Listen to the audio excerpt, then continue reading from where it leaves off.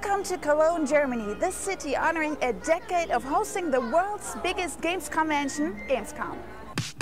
Over 355,000 visitors ranging from fans, media, influencers and developers from all across the globe gather to showcase and experience the latest hardware, titles, services and trends that the video game industry has to offer. Furthermore, Gamescom offers different activations during the week, like concerts and side events, which in total brings 500,000 gaming fans to the city. This is a week of celebration towards the admiration of video games, showing that this culture is more than gaming. It's a way of living, it teaches, it brings people together. This is Gamescom 2018. What presents culture better than local food? And for Germans, you might think we eat Schweinsbraten every day. As Bavarians, I would say, yeah, we maybe do. But in Cologne, we have this one specific local dish called Kölscher Kaviar, which means caviar of Cologne. So it's not fish eggs, it's actually blood sausage, it's bread, it's mustard, it comes with butter, and it's very delicious and also very cheap.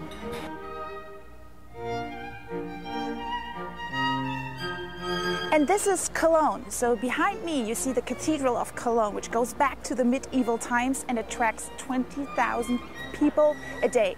But besides this awesome Gothic architecture, I have a second favorite spot I want to show you.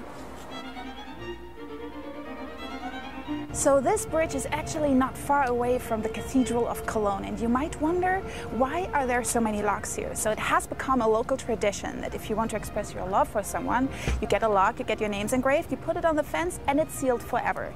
And because we love you guys so much, I have made a lock as well. And what I'm going to do is find a spot and seal our love forever as well. I hope you enjoyed this brief tour through the city that hosts hundreds of thousands of gamers every year at Gamescom. And now it's time to kick off some brand new games and announcements. It's time for Inside Xbox.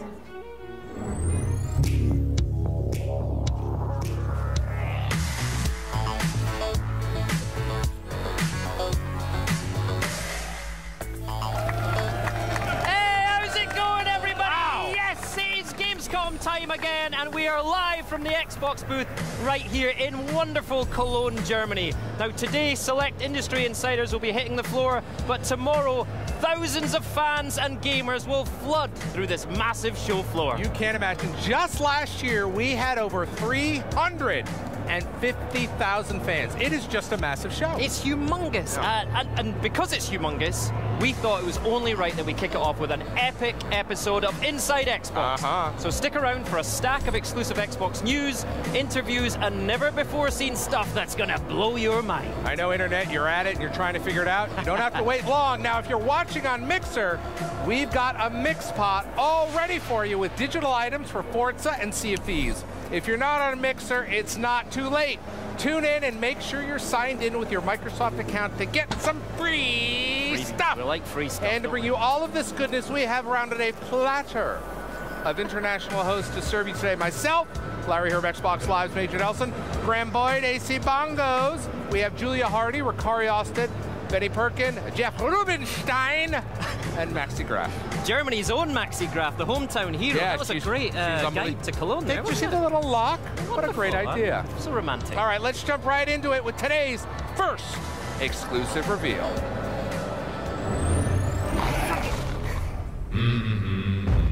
Let's move carefully. Front on me, back away. Down. Quiet now. Run down. No, there be a lady. Alright, he's behind you. He's right behind you. Yeah, I've got it. I've got it. Take her out before you take her. Right, got it. She's down. They haven't seen this. There's another team coming in. In the bushes. In the bushes. Alright, you got him. He's burning. He's burning. Careful. Yeah, he's dead. Alright, you got him. You got him. I want to set short. I'm gonna break the ton of it on this one. Probably gonna take one Okay, I'll outside. take shotgun and do this. Let's go Spider Nighttime. You bringing dynamite? I'm bringing in my tip. Other players with jets. Someone spooked the birds. Coming from the flare, from the flare. I'm gonna try to take this guy out. Quiet. Fast. High. And then I think like we should take it to see what happens over there. Second clue coming up. See if you can find it in darkness. Found the clue in the next room. Behind you, what's behind you? Got the clue. Right, Puerto Rico it is. There he is. Coming to you. No, the spider's with me. Vanishing now. They can see us now on the map, watch out. Here, I got the bounty. Alright, they are all over us. Get out of here. One play inside here. Burning springs coming out to you. Yep. Good. Now. Shoot him! Right around the corner. We got two around the corner. Dudes there. His partner's got to be around here somewhere. I got him. Nice shot. Are they behind? Stay close. Oh God, there's two players behind me. Move, get to the exit. How many kills you got? I think I shot two.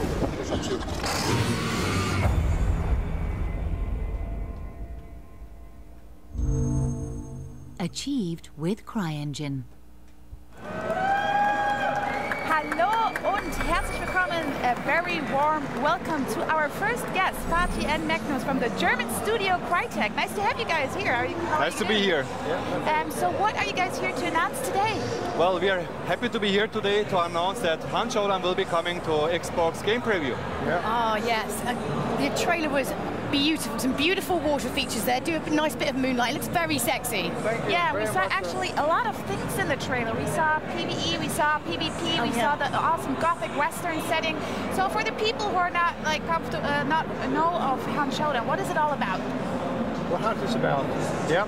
So Hunt is basically a competitive first-person monster hunting game.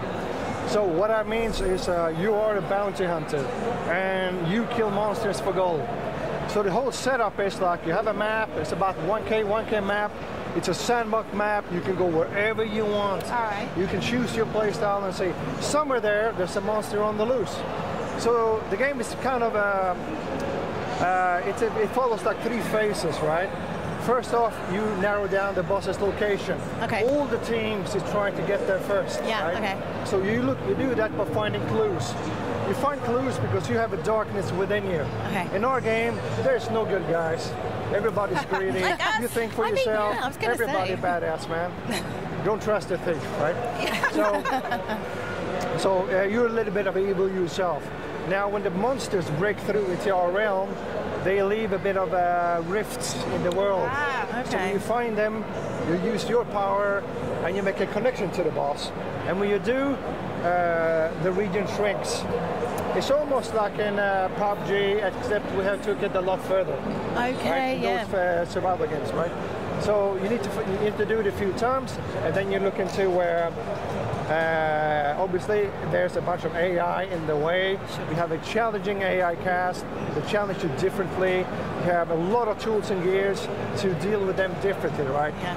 If I'm really loud and I shoot everything I see, everybody in the map hears me. So I mean, once you get to the boss, though, there's a kind of next phase you were telling us about. Sorry? Once you get to the boss and once you've defeated the boss, what happens after that? Because it's not over when that happens, right?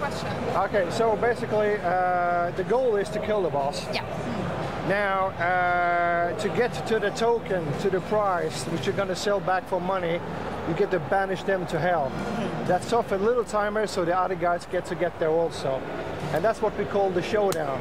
Everybody collapses, right? Okay. Or there's also, like in our game, you can express yourself in a lot of ways. So you can have some people go out and wait outside for some guy to take it and run, and he attack him. Yeah. So the person who takes up the bounty, we call it the hunter becomes the hunted at that point. Right. That's like a big switch in the game, in the gameplay. The whole gameplay changes. And honestly, like we're having like a lot of gears and gadgets for the players to play with, and stop the other guys from running, or you can eject yourself so you can run faster. Okay. There's all kinds of stuff, right? We could see, obviously, in the trailer, there's an awful lot of chat that's going on, which means, you know, there's a lot of tactics happening on the fly, right? Yes, it's a lot of tactics. It is a little bit to learn, but not too much. Okay. Once you play a game or two, you kind of learn the basics of it. And also, if you think like you're in a bad spot, you also have the option to leave. Now, certain things you have done have earned you certain things. Yeah. So you can upgrade your characters later, right? Okay. So we have something called, like our main game is high tension gameplay. We want to maximize this experience to be the most high-tense gameplay experience you can have. Got it. Right? So what made you guys like decide to go for the Xbox game preview? So, well, it's kind of simple. Like in our game, we started very raw. We started very skeleton-like. And I mean, everybody in the team wants to work with the audience, and the audience can test it better than we can, and they can come up with better stuff than we can. And we do a long list of their opinions. We prioritize them, and that's where a lot of the good ideas come from, right? Yeah. And we try to implement them there. For example, like if something is a bit diffuse, then we ask them what they think, and then we try to make it better. Okay. And that's honestly the most rewarding thing is to work with them. Okay, so you guys know what to do, right? Give feedback to the game once you can put your hands on it. So we use feedback that is given through our platform.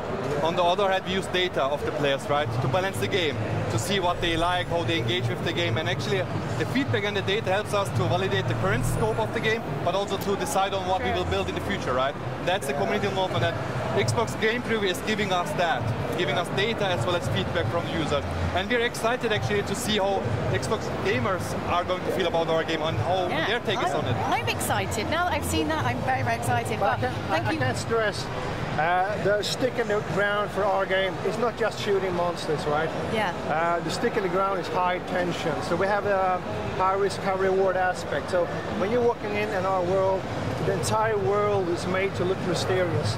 Is that a player? Is that a monster? If I shoot it, other people might hear it. Is somebody shooting at me? I can't see really. And also high tension comes from whatever I bring in. Whatever I bring in will help me. If you kill me, I'll lose it all and I'm gone. Permadeath, I can't wait for it. It looks absolutely amazing. Well, thank you so much to Fatih and Magnus from Crytek. And now Larry's lurking around the PUBG section of the booth, no doubt probably looking to steal a chicken dinner behind closed doors. Watch yourself down there. I think the blue zone is closing in. Julia, don't worry, I'll be quick about it. A few weeks ago, I went to South Korea to meet with the development team behind PlayerUnknown's Battlegrounds and walked away with brand new details on the upcoming 1.0 full product release for PUBG. And now it's time to share those exclusive details with you. Take a look.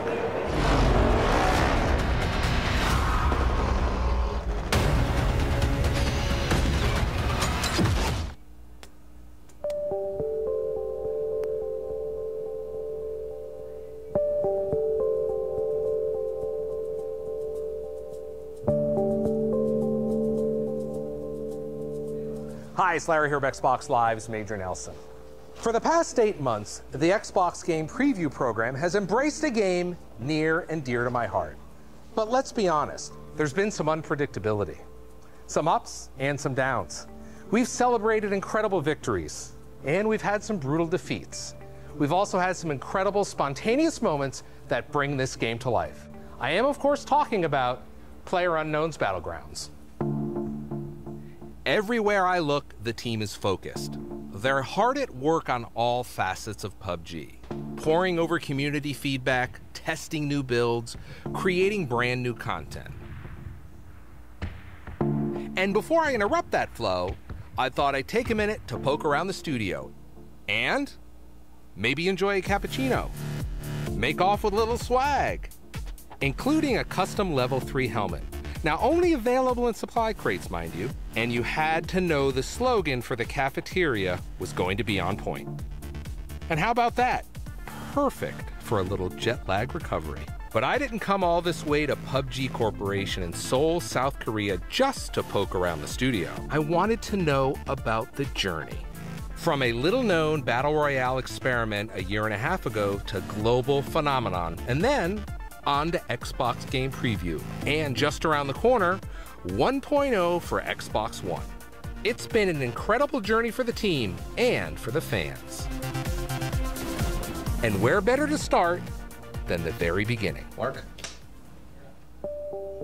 I was nerve-wracking, like really. I mean, I was always hesitant about going into early access just because it leads to questions and there's been some games that haven't really done well. So when we had our beta beforehand, we really wanted to lock down the quality of the build, so at least the build we were releasing was pretty good. And that final week of the beta, I was watching some streamers play, and they were having a good time. There was no major bugs, it all seemed to be pretty stable. So at that stage, I got a little bit excited. I was like, okay, this looks like we could have a good launch, and we did.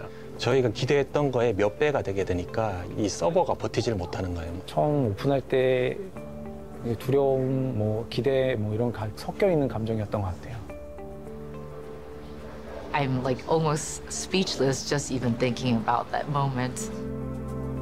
After its incredible success on PC, the team announced plans for PUBG on Xbox One at E3 2017. Readying the game for a platform the team had never worked on before was audacious and a massive challenge. 일단은 엑스박스로 가져오는 것에 대한 결정 자체도 어려워. You know, bringing a massive open world with 100-player PvP to Xbox is not something that's really been done before, so that alone was a challenge. 10프레임 정도밖에 나오질 않았었어요. 그러다가 그런데다가 그 상황에서 사람들이 옷을 갈아입든지 특정 행동들을 갖다 하면은 그냥 계속 게임이 죽어가지고. When we've tried to have the game that runs on PC into Xbox, it was pretty difficult having it run smoothly. 그러니까 출시를 하느냐 마느냐가 되게 어려웠어요. 왜냐하면 이게 계속 불안정한 부분도 있고 포팅했는데 그 엑스박스 포팅 버전이 불안정한 부분도 해서. In order to enable their development schedule, we applied advanced technical group resources from within Xbox to help with things like user research and usability, as well as optimizing art code and providing some controller feedback to enable the transition from mouse and keyboard, which is very complicated, over to controller. You know, the upside is that we're currently, north of 18 patches. The downside is that we're currently north of 18 patches, but we've seen great improvement overall. You know, everything from performance to analog controls to the addition of Miramar. It's been a very special ride. Like, you can look back every couple of weeks and see a meaningful improvement that's occurred in the game, and that's impactful when you see that in just short, in a relatively short amount of time, the drastic improvement that this game has made. After launch on the game preview, PUBG on Xbox One was in the hands of two equally passionate teams, the developers and the fans. I've always wanted to work for a team that builds a product by listening to their customer base, and it is what we have done from day one. I try to have every wording of the community literally, like even if it's swearing words, I just send it straight away. 네, 어떤 피드백이나 뭐 그것이 사랑이 됐던 질책이 됐던 간에 굉장히 가깝게 경험한 어떤 그런 개발자로서의 어떤 경험? 디테일한 걸 듣기를 원하시고 또 그를 통해서 좀 이해하고 싶어 하시는 것 같아요. 왜 안 되는지.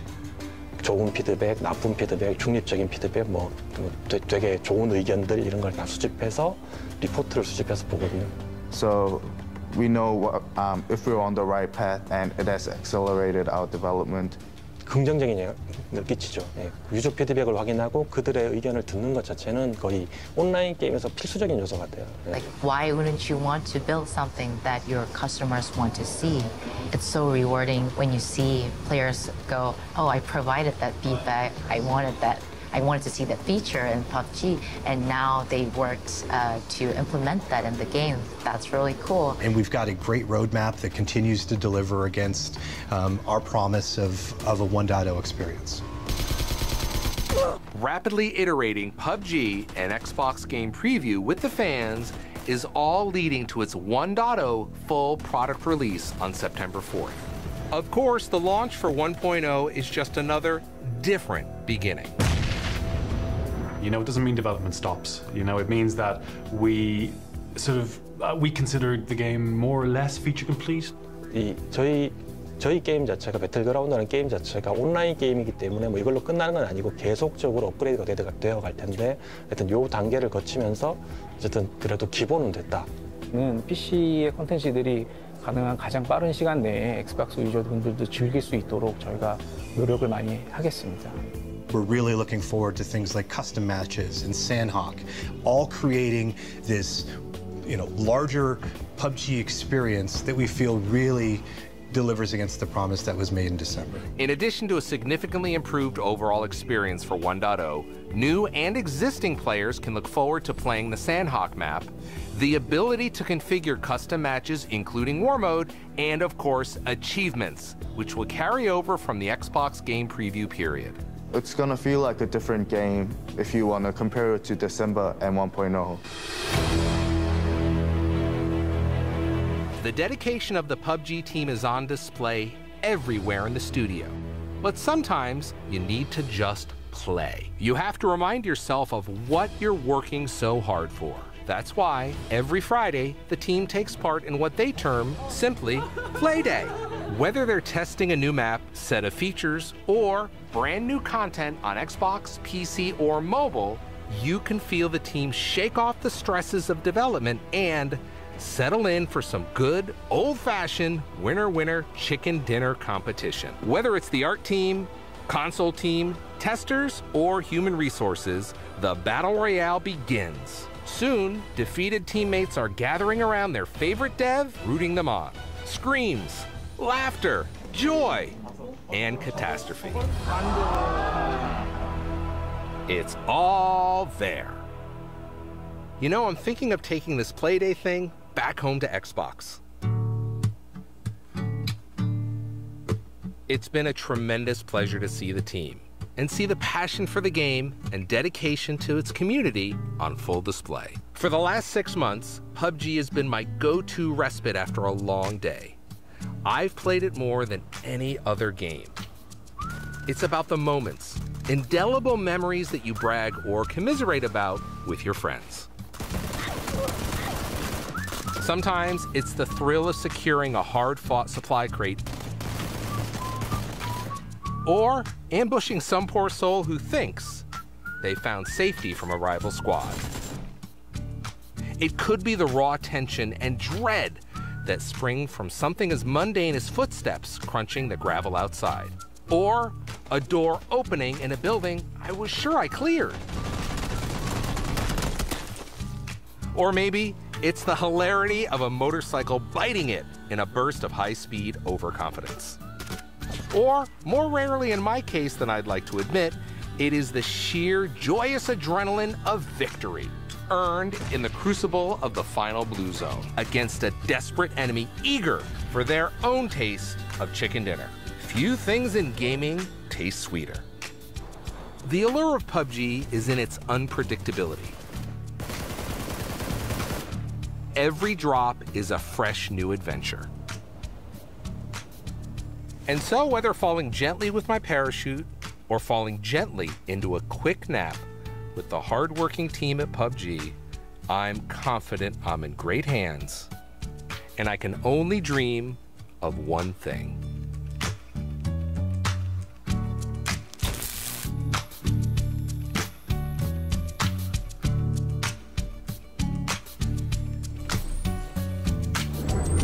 Brilliant insight into PlayerUnknown Battlegrounds and the upcoming 1.0 release on September the 4th. Now, as a reminder, the PUBG 1.0 release will include all the enhancements the team has made along the way, plus Sanook, custom games, and War Mode, which will add a deathmatch approach to Battle Royale, where the match will take place in a static zone and it'll include respawns.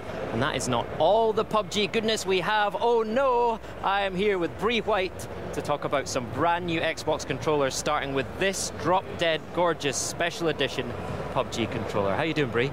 Great. Welcome to Gamescom. This is nice, isn't it? Yeah, it's excellent. Yeah. Now, Bree and I work on Xbox controllers all the time at Xbox HQ, don't we? But it's the first time we've been on a show together. Well, this is fun, and thank you for bringing this. Tell us about this amazing controller.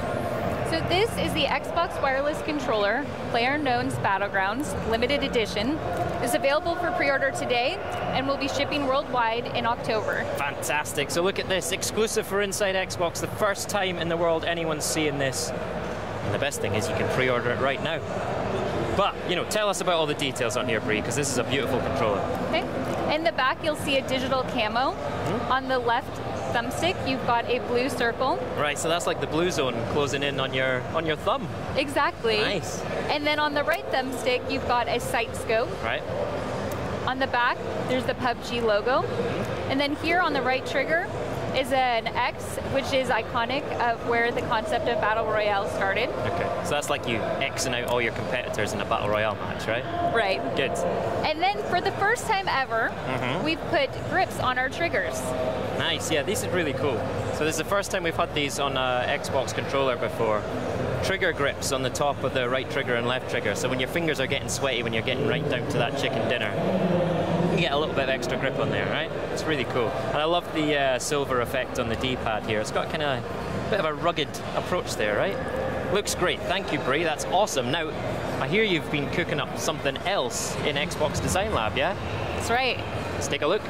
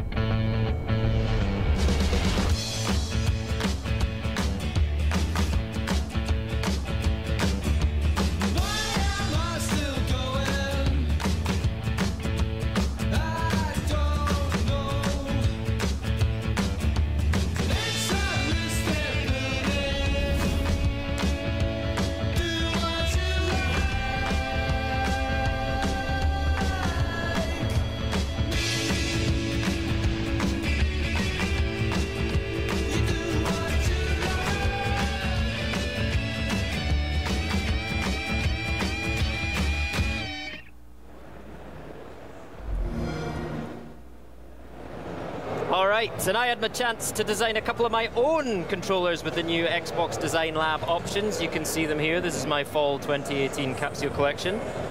This one matches my jacket very nicely, I think you'll agree. How about that? What do you think, Brie? What do you think of my designs? Yeah, they're beautiful. Thank you very much, I appreciate that. Talk us through the new options. So 2 years ago, we launched Xbox Design Lab, a product where you can customize your very own Xbox wireless controller.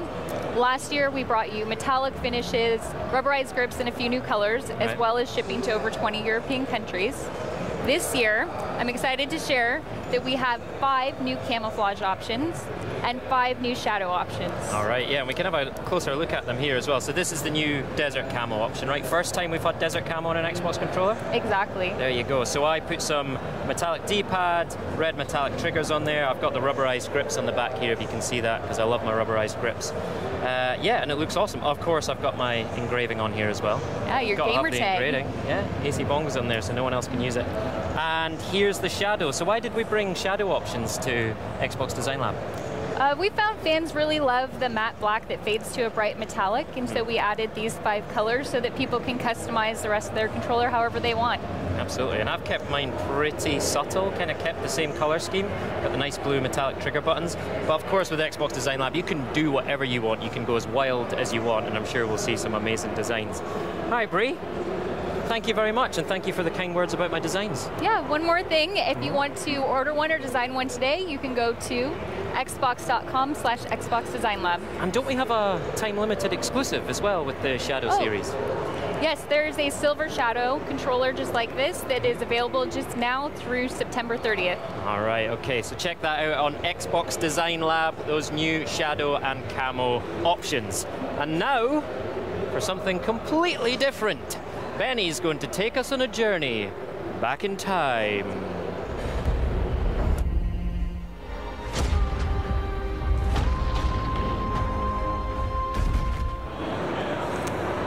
Thanks, Graham. We're not actually time traveling, but the new info we're set to debut will make you feel like you're back in some mid-century action. DICE, the developer of Battlefield 5, has promised that after the game releases on October 19th, the journey will keep evolving in a post-launch experience called Tides of War. This is our first chance to see what that means and how it ties into your personalized, customized journey, which is all tied together by your company. Now, I would just keep rambling on about this, and I'd love to, but I think this will explain it much better than I can. Take a look. In Battlefield 5, you have more ways than ever to turn the battlefield to your advantage.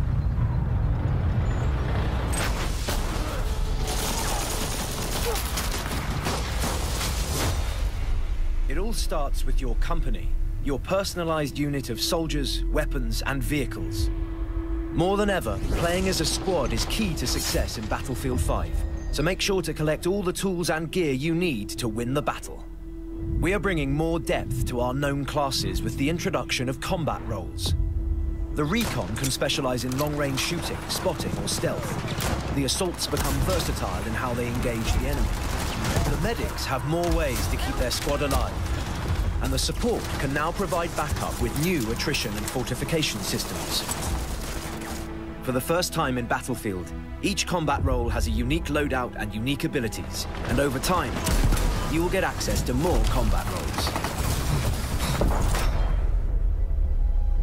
Define how your weapon feels and performs on the battlefield. As you play and progress, you'll unlock tactical choices that affect how your weapons and vehicles look and perform. Complete daily orders or take on special assignments to equip your company with new gear, weapons and vehicles. As your company progresses, you will earn new items to visually personalize your company. You can customize your soldiers from top to bottom. Weapons can be personalized too. Now you get to decide how they look and play. Your company's look is up to you. Highlight your gameplay achievements from your journey through World War II, or be completely creative by designing a unique look. With Tides of War, you'll embark through humanity's greatest conflict, giving more gear to grow your company. Whether it's how you choose to look or how you choose to play, Battlefield 5, you'll never be the same.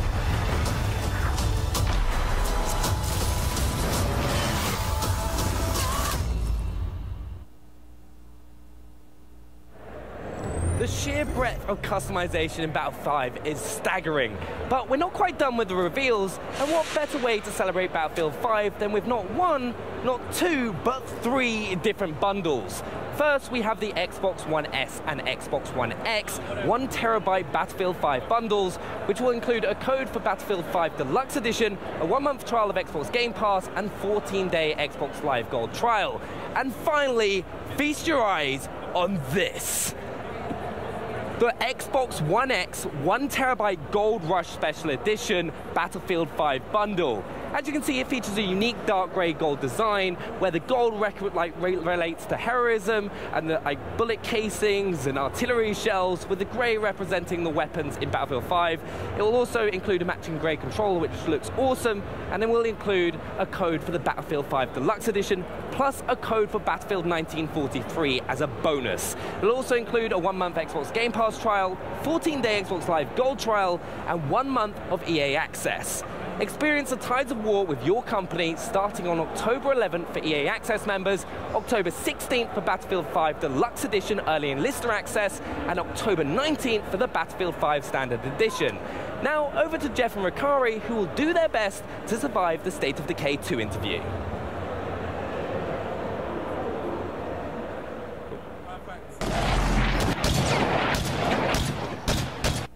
That's right, there is a new major add-on for State of Decay 2, the Daybreak Pack, and let me tell you when it arrives, September 12th. And now, Ricari and I, nice shirt. Thank you, I appreciate that. Yeah, you know, we should have coordinated, but I think it ended up all right. You have great taste. And we have Wonder Russell from Undead Labs. Thanks so much for joining us to talk about this big State of Decay 2 news. Sure is. Well, first of all, the big news is this is her second show. Yeah. Wonder is now a 2-time guest, and you've done Redmond and International, so hey, high five I'm for that. very excited. We'll get a blazer after 3 shows. Can't wait for my pin. All right, well, why don't you tell us about the Daybreak Pack? Yeah, Daybreak Pack, entirely new mode for State of Decay 2. It's very exciting. There's also a ton of unlockables for your community. You play as a really well-equipped elite Red Talon soldier. So you drop in, and your whole goal is to defend a Red Talon tech through waves of zombies that get increasingly harder. So we're seeing this now. This is brand new footage from Gamescom. There's a demo that folks are playing right now behind us. And what you can see is like there's quite a bit different, especially your location. Yes, it's a new map. You don't use your own community, so you're not going to lose any precious survivors. Wait. Oh, I yes. have to ask, since my likeness appears in the game. You said a Red Talon soldier, not your own community? Not your own community. I know. All right. Maybe if you keep leveling up those fighting skills. Yeah. Oh. But it's good because it's a completely different type of thing. So, Yes. so how does Daybreak work? Daybreak works, so you spawn in as a Red Talon soldier. So there is permadeath, but if you die, you'll respawn as a new soldier in about 13 seconds. And they don't look like you, so you don't have to worry about it. Great. Yeah, I can Super use helpful. those characters. Yes. You have the best gear, and you are defending a fortified position. It's kind of like siege defense mode, protecting the technician who's working on an uplink to the Clio satellite system. So Clio is something we introduced in Year 1 Survival Edition. So she controls a drone and satellite network. She's helping you with the fight. She's calling in airstrikes and leaving drops for you in the field. Now, you mentioned gear. Is it safe for me to assume that there are new weapons and equipment? Absolutely. All new weapons, great gear, including unlockables for your community, 9 new ranged weapons, 6 new melee weapons, 6 new consumables, different kinds of explosives, mines you can trigger, really going to help you out. There's so much stuff. I got to ask, do you have a favorite? Do I have a favorite? There is an axe that I love, and it takes a lot of stamina, but you just swing that and you feel like a badass. It's awesome. So seeing some of this B-roll or some of this footage here, which we just saw, we saw what looked like a new freak. That's right. So this is something that the fans have been speculating might exist, and we're really excited to bring it to Daybreak, the Blood Plague Juggernaut. All right, so the Juggernaut already like the cause of probably worldwide Mayhem, millions many of deaths. rips apart. No, I run. I hear that. Oh, yeah. I'm out of there. So he's even tougher than the regular Juggernaut, and he's infected with blood plague. So you absolutely can die, even though the whole experience, if you were to survive all 7 waves, they get increasingly harder and longer. But if you were to survive, it's maybe about a 45-minute experience. You can die of blood plague in that time. Easy. So let's talk about the connection between Daybreak and your community. So there's some really great rewards for playing Daybreak. Absolutely. Yeah, so the more waves you survive, the longer you play, the more prestige you earn, which is going to be the in-game currency for unlocking those in your base game. So you can call in Red Talon bunks and barracks, Red Talon watchtower that gives you more passive defense than a regular watchtower, crafting station. You can even recruit one of the Red Talon elite soldiers to come into your community. And they have their own set of skills that are just maxed out. They can even become a leader and not just a warlord, which I think is really cool. I'm excited. I'm ready to go. That's September 12th, yeah? Yeah, it is. And I just think you're excited that you can play and not worry about using someone who looks like you. Yeah, and and it's co-op as well, drop in, drop up to 4 players. And if you can also play it single player, and you'll have 2 NPCs to go with you, which really helps. That's awesome. It does. We played it, and it's a lot of fun, and I can't wait to be able to spend those points on some cool new Clio gear in my main game. All right, cool. Thank you, Wonder, for joining us here, and we'll be playing on September 12th. Up next, Graham's going to give us the scoop on Sea of Thieves. So sharpen your blade and shiver me. Hey. Yo, what? Stop. Why do you got to do that? Why are you going to tell me how I can Sea of Thieves? I just, they hate that. I hate that, so why do that? Because it sounds like Graham, and I want to be like live Graham. your life. No, live your life. All right, well, whatever. Take it away, Graham.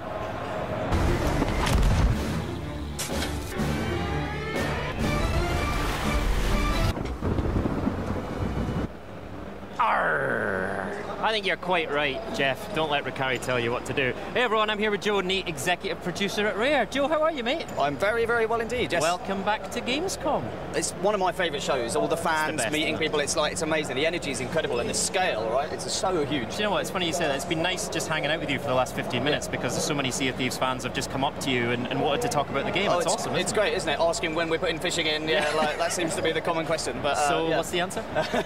Like, we hear the feedback. We hear the feedback. All right, good. So Cursed Sails has been out for about 3-4 weeks now? 3 weeks, yeah. How's the community been responding to that? Really great. Like, introducing skeleton ships into the world like we did with this kind of cool campaign where there are different battles each week and this like side quest you can do as well, like about the kind of background of how these came into the world. Right. We love introducing new content in that way to Sea of Thieves, and so it's been great to kind of see how players have been getting on with this, the creative use of mechanics with the skeleton ships and stuff. So yeah, loads of great feedback and also stuff that we've learned, right? Like people going, you know, we put a lot of different commendations and things you could achieve, like reasons to replay into the game. And we set them at different times and different weeks, and for some of our players that was a little bit too much. And so it's like, okay, like for the next Forsaken Shores campaign, we kind of dialing that back so that it's a bit more relaxed, a bit more chill. You've got more time and opportunity to go and do it and kind of take part in that campaign. So yeah, we're always learning. So when you go from like you know, Curse of Sales to Forsaken Shores to whatever you've got lined up in the future, what are you learning about player behavior in each of those updates? Like with Curse of Sales, right, you've got alliances, you've got the skelly ships. What kind of behavior have you seen that the alliances stuff has been amazing to see how that has influenced player behavior and just changed like the interaction with people out in the seas, because I play Sea of Thieves as a fan, right? Like, you know, I've got the best job in the world. Like, I get paid to be a fan of the game I work on. It's awesome. But so I was playing at the weekend, and whenever I go in now, I always put the Alliance flag on. So if, like, anybody that sees me sees that shape of the flag, and like, so I'm hoping that they're going to not be aggressive towards me. And a lot of the time, you know, you'll see someone will join your alliance, or they'll shout to you over the speaking trumpet. So it's really great to be able to signal your intent from distance, and just those human interactions and behaviours. It's so unique to what our game is, I think. All right, so Forsaken Shores is literally on the horizon. Yes. What have you got coming up for us soon? Yeah, so Forsaken Shores, loads of stuff, right? So, like, I think hopefully we've got some footage that we're going to be showing off around the world, right? And so it's a volcanic world, and it's much more perilous than any other part of the world that we put in. So you're still going to start in the parts of the world you currently start in, and you have to make a choice to venture to the Devil's Roar, which is the name of this area, right? And the volcanoes, like, sometimes they're going to be kind of dormant, they're not going to be going off, and so, but then you might get a little bit of tremors, a little bit of earthquake that gives you a signal that maybe something's not right on the island. It might lead you to now want to kind of maybe hide in a cave or get off the island and back to your boat and wait and see. It depends kind of what circumstances you're in, what stuff, like how much loot you've got and everything. But then if it does kick off, you've got like geysers which will fly you up into the air. If you're like running across the island, you can get pinged up into the air. You've got rocks raining down. The water gets superheated around the islands too, so it becomes like if you swim through it, you're gonna get cooked alive, right? And so that's why the rowboat is coming in alongside Forsaken Shores, which is you're going to find these in the world emergently, and you can then take it back to your boat and like dock it to your boat and take it with you. But like when that water's superheated, you can use the rowboat to kind of get through it, and you can fill it up with loot. And one of my favourite images actually from there was a video someone put together speculating about what they could do with this, and they just filled it with snakes and explosive barrels like the rowboat, and like you can just imagine just push that off sailing to another ship, like good luck. But I'm really looking forward to that creativity that players do with this. And so one other thing that's really cool that we're bringing in with the Forsaken Shores is a new quest for the merchants called cargo runs. So this is where you can take a cargo run on, you'll kind of get an ask from an NPC that will go, hey, I want you to deliver this stuff to this place in the world. And so there's like bottles of rum which are a bit delicate, so if you're jumping around them, they're going to get damaged, lower in value, so you've got to keep them kind of safe. Protect so your don't rum. get into a battle, right? You know, it's very important thing.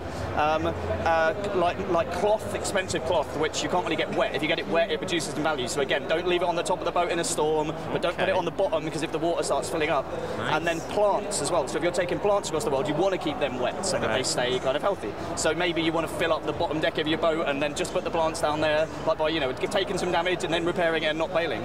So it's going to be really interesting to see that, because I could come onto your boat, see your stuff, and I could do what I wanted. Like, you know, I could start pouring water on your cloth for a laugh, or I could steal it and take it, because I'll be able to know where I need to take that. So it's like really cool for us to be introducing new ways to play, especially for the merchants, because, you know, our data and feedback tells us that that's the one people kind of wanted something new to kind of go and play with and stuff. Absolutely. So, have you got new build rat adventures? We do indeed, well? yes. So that's coming after Curse Sales, and that will be Curse Cruise. So that's where we introduce cursed cannonballs to the world. So they're going to be found emergently. You know, we've upgrading our inventory system to allow you to manage different cannonballs and stuff. So finding one of those and using one on other players, you're going to see so much fun. Like the rudder ball, which locks your steering so you can't steer for a while. I am going to use that when someone is sailing towards a giant rock or an island, and to just watch the chaos ensue, right? But we're bringing those in, and all the commendations will be around it. But because a lot of them are going to be around combat and using cursed cannonballs, we're also bringing in the Reaper's Mark, mark, which is a flag you can fly. Okay. And it will then put your ship on the map for everyone else in your world to see. Yeah. So it's kind of like, bring it. Right, Come on. That's what Come on, have a go if you think you're hard enough. Or it could be like the person that does our like loot and lore game show, like it's a member of our community that does this game show all the time. Amazing. Yeah. Like maybe he'll use it to put himself on the map so that people will see him and come to him, and he'll be like, no, I'm friendly. I'm doing a game show. Excellent. So, yeah, it's like... Joe, you've got an amazing exciting. Sea of Thieves community as well, you just mentioned there. I know there's someone in your community that you want to give a shout out to on the show, right? Absolutely. So got this tweet a couple of days ago. So Liam, who is 7 years old, has become Pirate Legend recently. And for us to be able to create a game like this, a multiplayer game like Sea of Thieves, and it's a long kind of way to get to Pirate Legend. He has played the game for a lot, and so to have a 7-year-old playing an online game like this and have played it for so long and to become a legend in our game, like kudos to Liam. Absolutely. I think we should both give him a salute. Indeed. Here's to you, Liam. Boom. Well played. All right, Joe, thank you so much. Tell us when Forsaken Shores will be hitting the seas. Yes, so it will be hitting the seas on September the 19th, which coincidentally is International Talk Like a Pirate Day. So Fantastic. it all just converges, doesn't it? So, yeah. Yeah. Jeff's going to be delighted. Indeed, yeah. All right, Joe, thank you very much for your time, as you. always, mate. And don't forget, you can play Sea of Thieves right now with Xbox Game Pass. Let me try and get my words out. I think I've been on that wrong. Right, it's going to be tough waiting for Forsaken Shores. It looks absolutely brilliant. Thanks, Joe. And another game I'm absolutely buzzing for is Fallout 76. And Larry has Pete Hines from Bethesda on hand to talk about it. But before that, check out this world premiere Fallout 76 trailer for the very first time on our show, right here, right now. Let's go.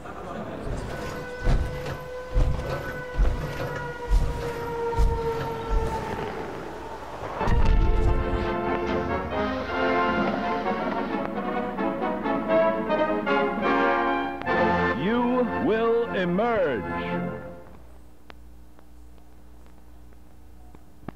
Today's episode, a new American dream. What separates man from beast?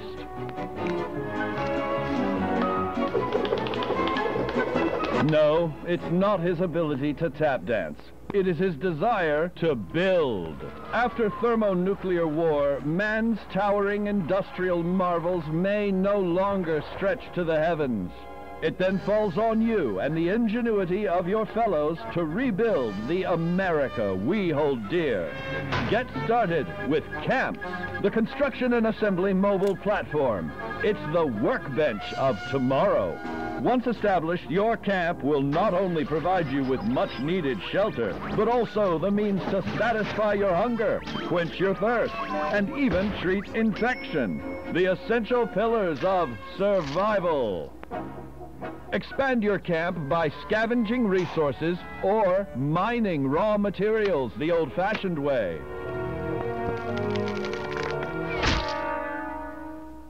Then construct your home of the future.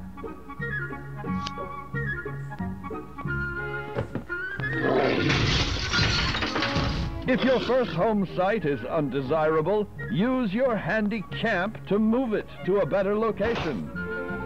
With your home secure, you can now craft handmade ordnance at your leisure to give your altercations that personal touch. Or better yet, sell these homemade implements to your neighbors for profit.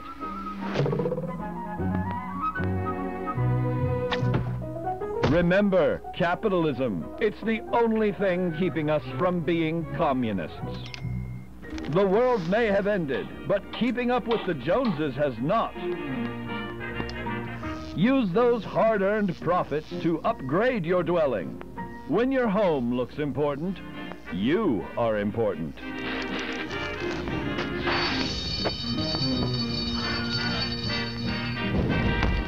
Now you've learned how to forge the new American dream. You are completely prepared to rebuild the greatest nation in the world. As a hand-picked resident of Vault 76, it is your duty to carefully review your Vault-Tec-provided films yearly to fully prepare for the day when you will emerge.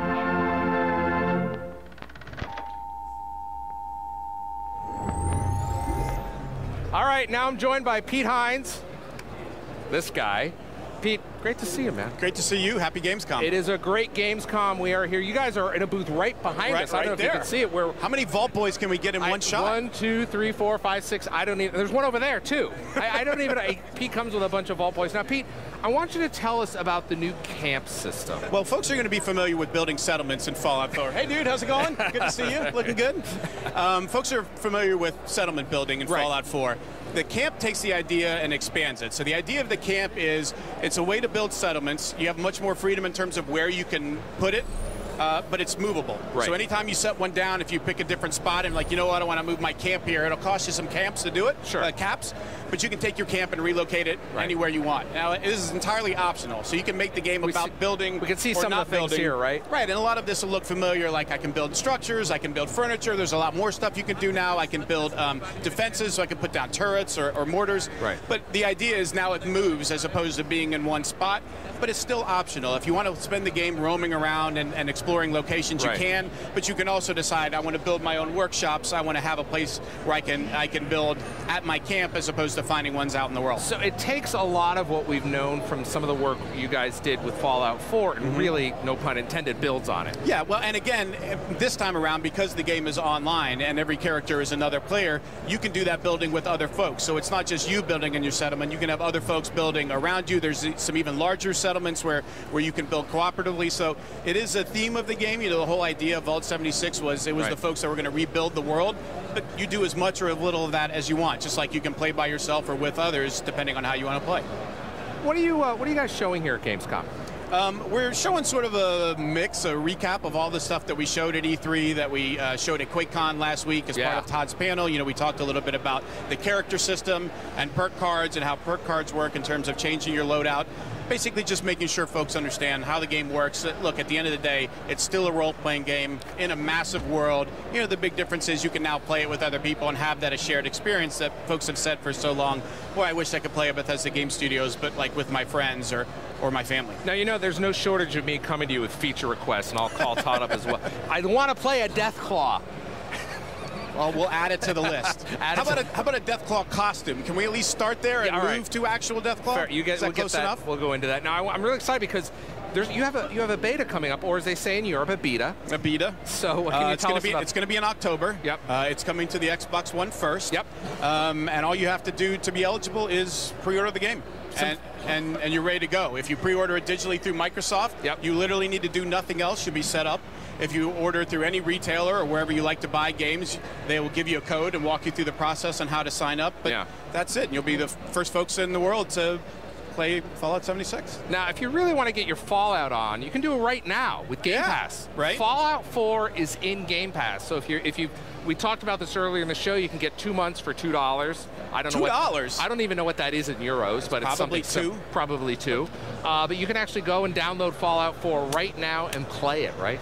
$2 for 2 months and Fallout 4. That'll kind of, I was going to say it will tide you over until Fallout 76, but it'll tide you over well past that. All that content, user mods, all of that good stuff, you can play it forever. It is unbelievable. If you come to Gamescom, make sure you stop by your Come by and get a picture with this Vault Boy, with the other Vault Boy. With Pete. We have so many Vault Boys. All right, it's always great to see you, Pete. Thanks for chatting with us. Good to see you again. Good to see you. Julia, what's next? What better way to celebrate your love for Fallout 76 than with this new bundle? I mean, I've already got my onesie, so I'm good on that front. It includes an Xbox One X, wireless controller, a copy, of course, of Fallout 76, plus you get 1 month of Xbox Game Pass and 1 month of Xbox Live Gold. The Xbox One X Fallout 76 bundle comes out November 14, and you can begin pre-ordering it right after this show. Now, let's pass things off to Jeff, who's got some very special news for all you PC gamers out there.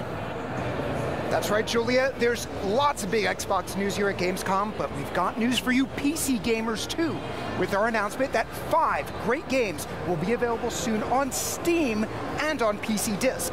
First up, Recore Definitive Edition, an action-packed adventure in which charming robotic companions and tough platforming are your key to saving humankind. Super Lucky's Tale is a delightful 3D platformer that follows the adventures of a brave fox named Lucky on his quest to help his sister rescue the mysterious Book of Ages. Disneyland Adventures allows Disney fans of all ages to explore Disneyland Park, embarking on quests, meeting characters, and You don't even have to wait in line. In the 3D platforming game Rush, a Disney Pixar adventure, fans can visit the worlds of 6 beloved Disney Pixar films to solve puzzles and uncover hidden secrets. Finally, you can create the zoo of your dreams with Zoo Tycoon Ultimate Animal Collection. My Ultimate Animal Collection Zoo, it'd be probably 3 different types of wombats. They're all in the game, and it's on PC. Now we're gonna send it over to another Wombat fan who's getting pretty excited about the debut of a new mode for Ori and the Will of the Wisp. Take it away, Vakari. Jeff, let's be real. You are the real Wombat fan. Now, this is super cool if you're an Ori fan like I am. An all-new mode for Ori and the Will of the Wisps has been revealed here at Gamescom, Spirit Trials. Now, Spirit Trials are courses that are spread throughout the game where players can take time away from the adventure to race by dashing, burrowing, grappling, and leaping alongside other players' ghosts to compete for a top score and in-game rewards. It's something out there for those speedrunners.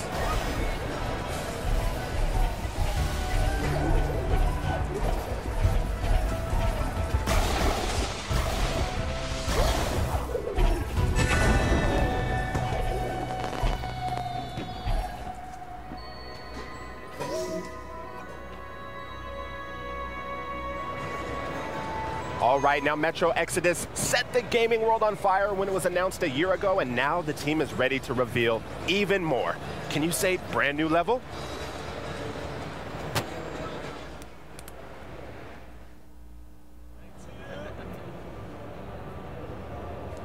Thanks, Ricari. Metro Exodus is a super intriguing game, and we've got John Block here from 4A Games to show us how it's coming along. Welcome, John. Thank you very much for joining us. Yeah, thanks for having me. John, it's great to see you. And welcome to the Xbox booth. Yeah, thanks. You're debuting a brand new level in Metro Exodus. Tell us about this new environment. So this new environment is, we're calling it the Taiga, and it takes place in a forest environment thousands of kilometers away from the Moscow city center, where Artyom's journey began many, many months before.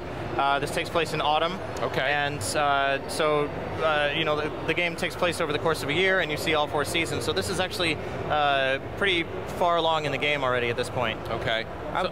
Go ahead, Reddy. Oh no, I was just thinking, because like I had to go on the demo earlier. Yes. One of the things I absolutely loved about the game is that you have so many different methods of approaching different situations that you're going to come across. I think in the gameplay that we've got, it's a stealthy approach. Can you kind of talk us through what we're going to be seeing right here?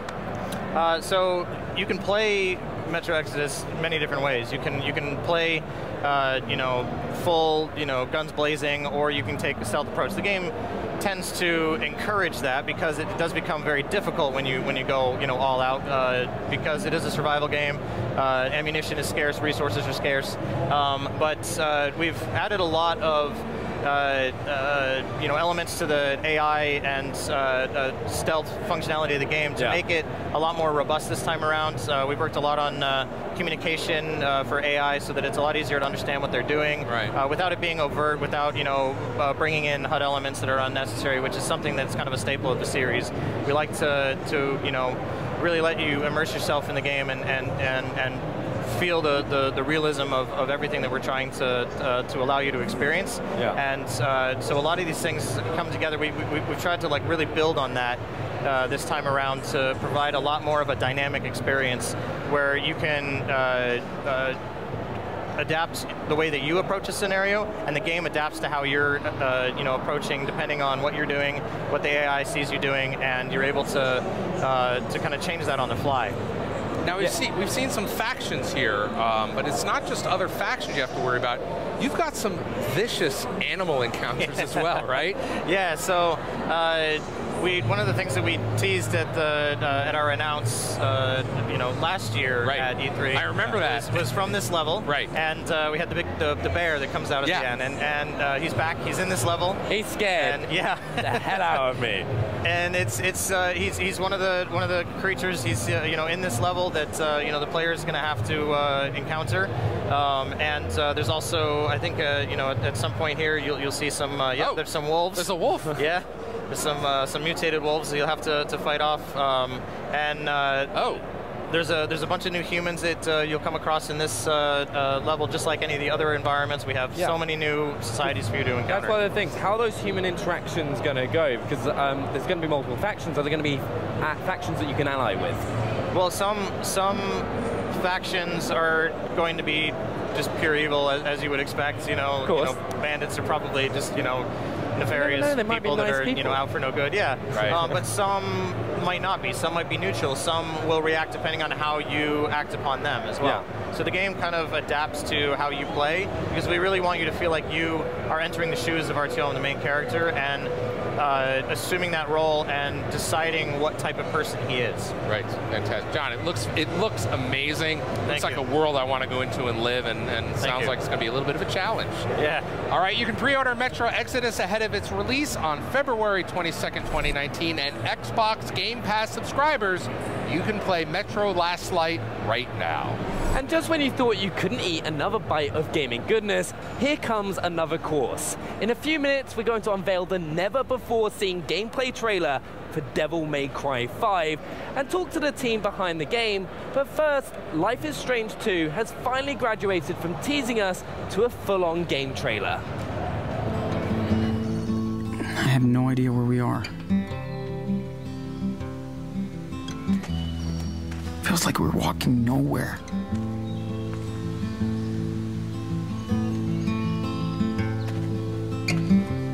I don't think Daniel understands what's going on. I can't tell him the truth now. I just can't.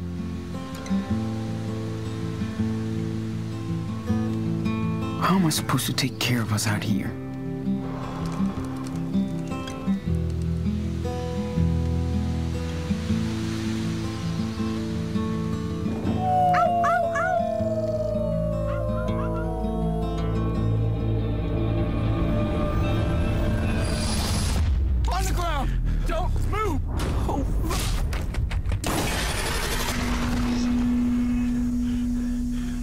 What are we gonna do now? There's nothing we can't do. As long as we're together.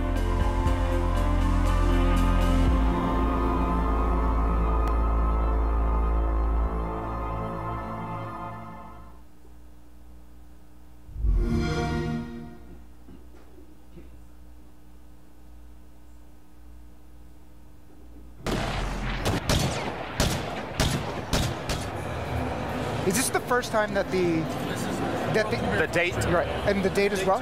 World premiere for the date. That's awesome. That's right. March 8, 2019. All right, cool. もう始まってんですよね、これ。そうですね、もうはい。これ終わったらそれで行っちゃうんですよね。Try not to get us killed on the way there.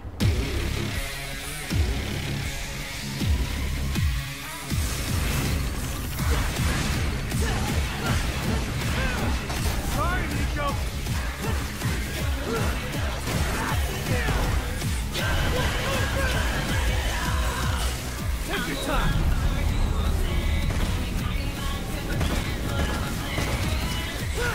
Go home already.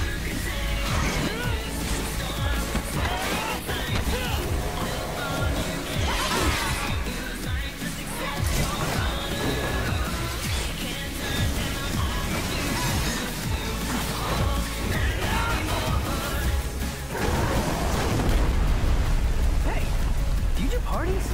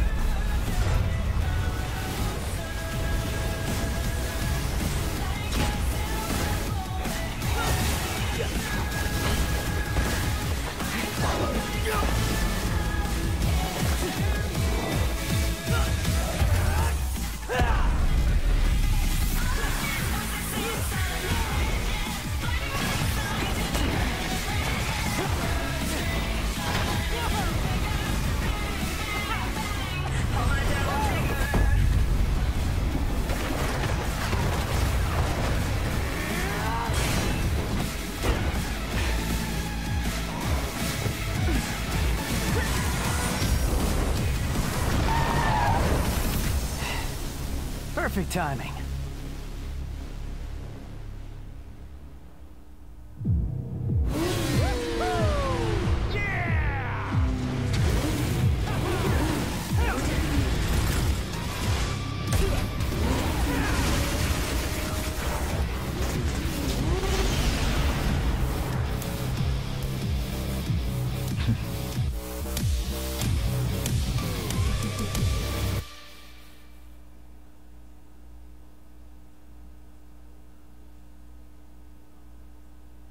Spiele auf der leistungsstärksten Konsole der Welt.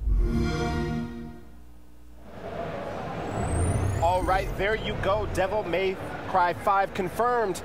Wrong in there, but March 8th, 2019. They switched the dates back and forth in Europe. So I don't think it's August. It's much sooner than that. It's March. Yeah, March 8th. Now, here to give us more details on how the game is shaping up is Tsuna-san and Matt from Capcom. How are y'all doing today? Good, how you doing, man?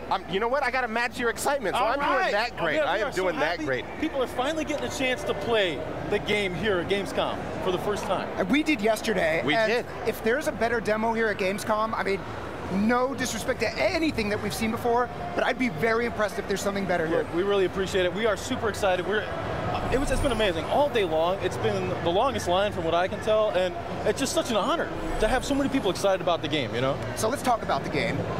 In playing, immediately it became clear there are entirely new mechanics in Devil May Cry 5, starting with the Devil Breakers, exactly. Yeah. That's why I don't have my sleeve here. Exactly. So the Devil Breakers are the new system for Nero that is going to give him a chance to experiment with all kinds of new gameplay. There's going to be 8 different standard Devil Breakers that players are going to be able to use, and there's all kinds of different moves that you could do with the Devil Breakers that you couldn't do before in Devil May Cry 4. Yeah, we're seeing some of that action here. Look at that, there you go, we're jumping also right seeing, in. Tell us about this boss here. All right, yeah, well, it turns out, so this is the boss fight that everybody playing the Gamescom demo is getting a chance to play. This is the Goliath. Fun fact, the Goliath is based on our buddy Brian, who's the brand manager in Europe for Devil May Cry. At least that's what I'm telling people. And he's huge. He's huge, exactly. He's huge, and he's got a big booming voice just like this guy. So here we go.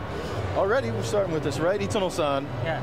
Taking a look here. What's going on with the Goliath here? Look at this. Oh, ここでね、切り替えて。That's right. So this is exclusive to Inside Xbox right here. You see this? He just switched over to the Buster Arm, which is Nico's way of trying to replicate the Devil Bringer. Boom! Oh, I love the pose. I love the pose. I was not able to do that. He was doing that to us. Yeah, absolutely. I got lost around. And that's the thing. You guys didn't have the chance to play as that because we don't have that in this build. That's an exclusive just for Inside Xbox to show you guys one of the special Devil Breakers that you can use in the game that we don't have to build it in. That's why we do. All right, I got it. That's why you guys. I've got to admit, I'm a bit new to the franchise, and I dabbled a bit in 4, but Devil May Cry 5 is going to be my first foray into it. I need to know the setup. What do I need to know about this game? Tell me a bit about the story. Well, look, Devil May Cry is a game about Dante and Nero and the descendants of Sparta who are taking on demons, okay? So that's kind of the gist of it anyways. If you want to know how to get into Devil May Cry 5, I would suggest on Xbox Game Pass, you're going to get the chance to play Devil May Cry 4 Special Edition. So I'd say check that out, and that'll give you a nice warm-up for what you can play in Devil May Cry 5. All right, that sounds good. All right, why don't we look at a little bit more gameplay, and Itsuno-san, perhaps you'll tell us what we're seeing here. Sounds good. All right, so it's a little bit more of the Goliath here, I think, from the beginning, and we just saw a cool grapple move. That's right, that's right. そうですね、ワイヤースナッチやりましたね。ワイヤースナッチだと、よく見たら EX アクトもね、結構使ってるんで。そうですね。So you're right. There is this wire move that he's doing. This is actually an approximation of one of the moves you can do with the Devil Bringer in Devil May Cry 4. You can still do that in here, and whether you have a Devil Breaker or not, you can always do that move. You'll also notice, though, that there's this gauge in the top left corner that charges up. That's something called, you can do something called the EX Act. And that's a move that if you time your button press just right, you're going to rev up your sword right after doing an attack and strengthen your next attack. So, I wish we had talked to you before we had played. Before we played, man, actually, I'll ask you this right now. There's melee, there's obviously the guns that you carry, and there's your Devil Breaker, right? What do I need to know going in? What's the best way to chain combos, get that best ranking? The best way to chain combos is to do a whole bunch of different moves. Real quick here, but look at this. So here, Nero's using the Gerbera Devil Breaker. Yeah. And you'll notice that he's got a supercharged move that you can do with that. And what he just did right there is called the Pedal Ray. That's this move that bounces lasers off the walls. It's actually the most effective in small environments because every time it bounces, you're going to find that it actually gets stronger. So it was really smart of our guy, Yoshida-san, he's the one doing the gameplay here, to use that move in that environment. But to get back to your question, so Nero's got the red queen and the blue rose that he's had from Devil May Cry 4, so both melee attacks and gun attacks they can use at a distance, as well as these Devil Breakers, which are new to the series. And there's a bit of a risk reward, I feel like, with the Devil Breakers. Like if you rely on them too much, you lose that arm, right? Exactly, you're correct. What's going to happen is there's a couple different ways that they can break. You notice in the bottom right corner here that you actually have a limited number of Devil Breakers at any given time. And so if you take damage while you're using a Devil Breaker, they could break. Or if you do one of their super moves, then that could break it. Or then finally, there's another one called Breakaway, where if you hit the left bumper, you're gonna break one completely. But you could do that on purpose. And the reason you would want to do that is, A, if you want to switch over to one of the Devil Breakers in your inventory, or B, if you're in a sticky situation, that acts as an emergency evade. All right. Well, in our last few seconds, do you have any shout-outs that you want to give? Man, I do. Actually, I want to give a big shout-out to the dev team in Osaka because they are doing a fantastic job. They're working hard every night. Yoshida-san, Ikeda-san, みんなにね、頑張っていただきたいですよね。そうですね。今最後の調整で頑張ってるんで大阪で。ね、本当にそうですよね。They're working on their butts off right now on doing the final adjustments to the game right now. Also, just a real quick shout out to the Devil May Cry 5 Resetter Discord. Lots of really nice people in there. But yeah, that's where we go, man. Devil May Cry 5 coming out March 8th, 2019, and we're gonna find out more about the game at TGS. All right. I know you guys are probably wondering about Dante. I'm wondering a lot. There's a lot that I need to catch up on. Right? That is next coming month. up soon. We have to go to Tokyo now. Yeah, well, Tune in to TGS, man. Business justification. We're there. We're there. Come on Thank you over. so much for joining us. We absolutely appreciate it. And for those of you Game Pass subscribers, keep in mind you can play Devil May Cry 4 SE right now. And there is still a lot more Inside Xbox coming up. Kari, what's next? Well, Jeff, I think it's time to spend some time with our favorite new heroine, Sable.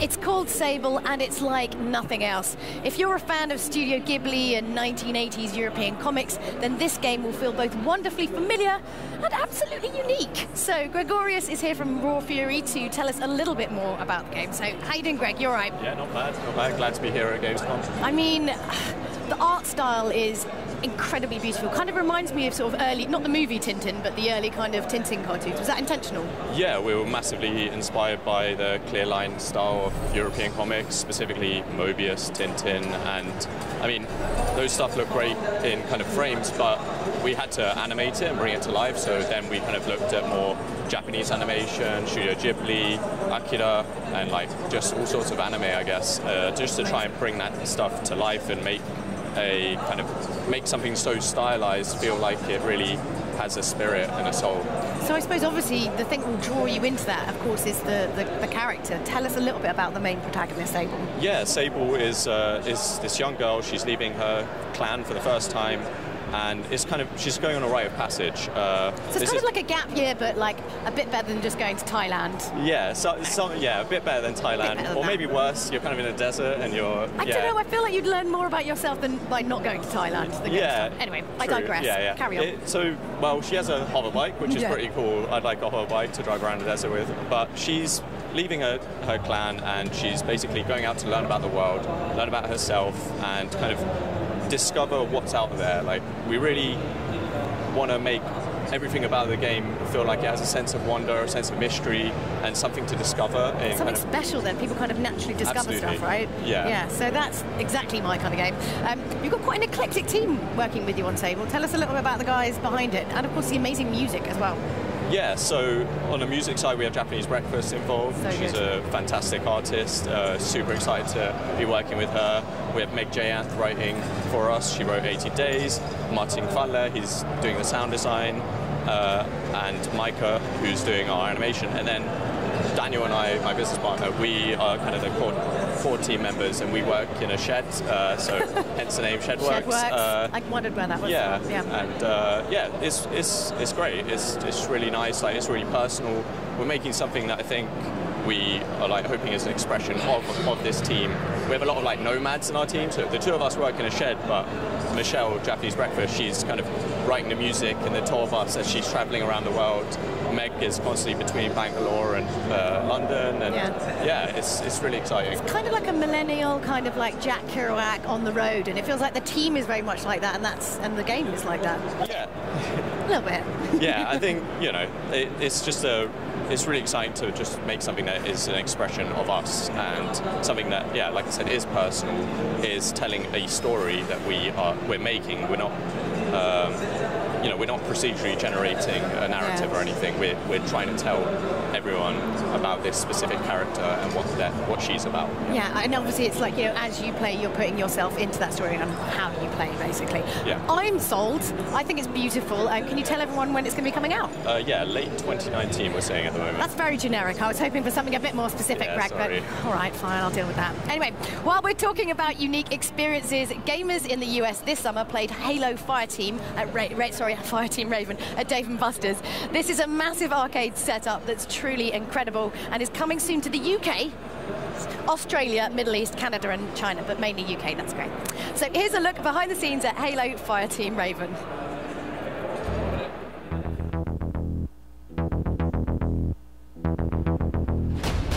We have been talking about a Halo arcade game for years. Actually, the seed of that conversation is a Halo pinball machine, which we still haven't made.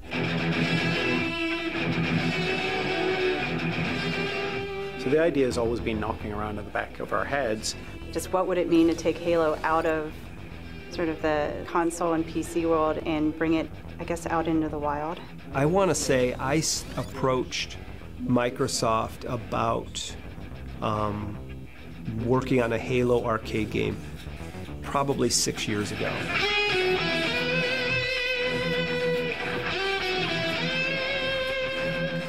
The idea has been around for forever, but I think without that move from Raw Thrills, we would never have found what the right vehicle for that was. I got called up to the front of the office, and I was just asked, would you like to make a Halo game? And I was like, hell yeah, I want to make a Halo game. Who does not want to make a Halo game?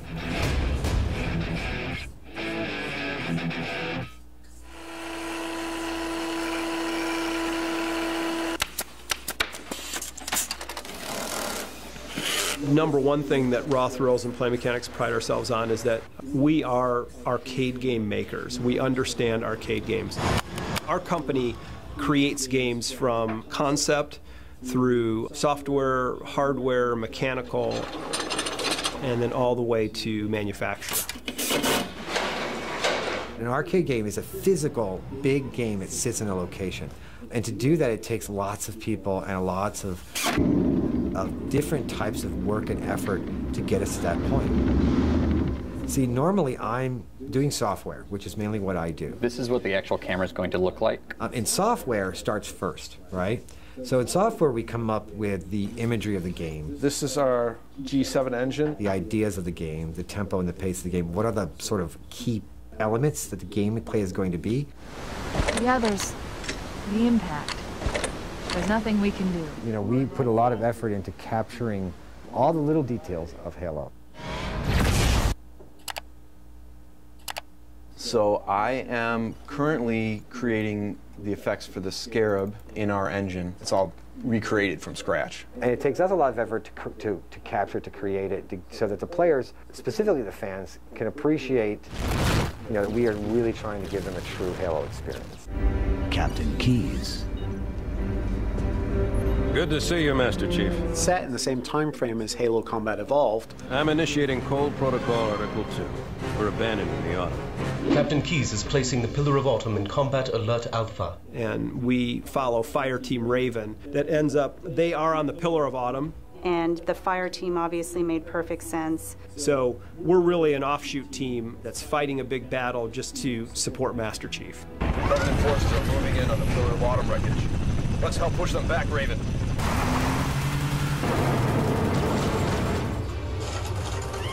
This is our development station. We design the game on this, we make the game on this, we test the game on this, we play the game on this. You know, our goal is to have 4 people enjoying the game, but also have a crowd of people behind it viewing it. Usually we get, I would say, 30, 40% into the game. Then the mechanical engineers come in. So in our world, we have to make things that hold up to abuse, to liquid spills. There's all kinds of things that we have to deal with in the coin-op world. We have a responsibility to make these things work for average, large, small. Everybody needs to be able to control the gun, to control it comfortably, and to be able to obviously get in and out of the cabinet without problems. So all of that needs to get assembled in its final state at the manufacturing facility. And there they will get all the hardware necessary, the I/O board, the monitors, the computer, the gun control.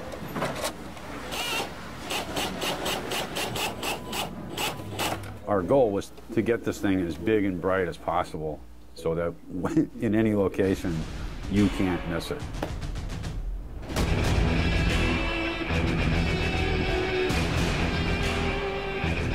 We love to go out to the locations and watch people playing the game. That's our payoff. It took me back to the days of Halo CE where you would have to go together to a room to play together. We really took literally the old LAN couch experience of Combat Evolved and put it into public space.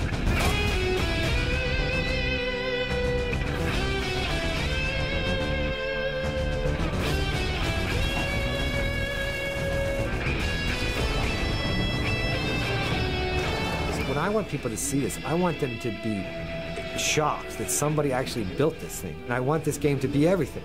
Big, exciting, epic.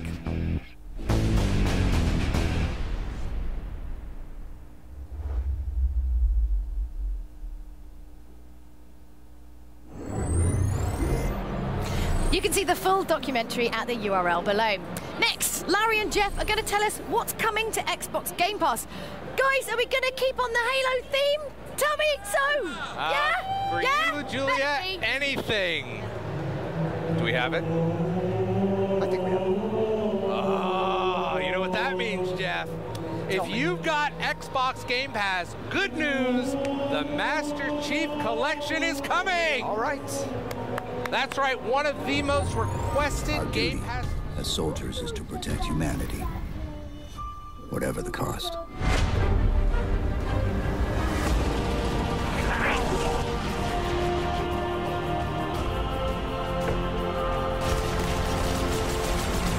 I will continue my campaign against the humans. That's not going to happen. Chief!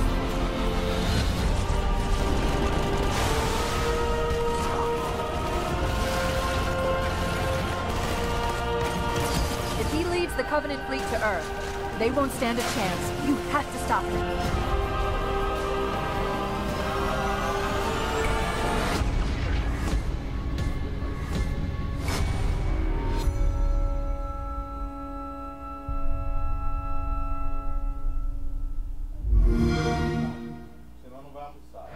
One of the most requested Xbox Game Pass titles will be coming to the service September 1st. I think you're, even with that pronunciation, underselling it a little bit. The Master Chief Collection is 4 complete games in one tidy package, all with multiplayer, weighing it at 600 achievements with 6,000 gamer score. Wow. You've got Halo Combat Evolved Anniversary, Halo 2 Anniversary, Halo 3, and yes, Halo 4.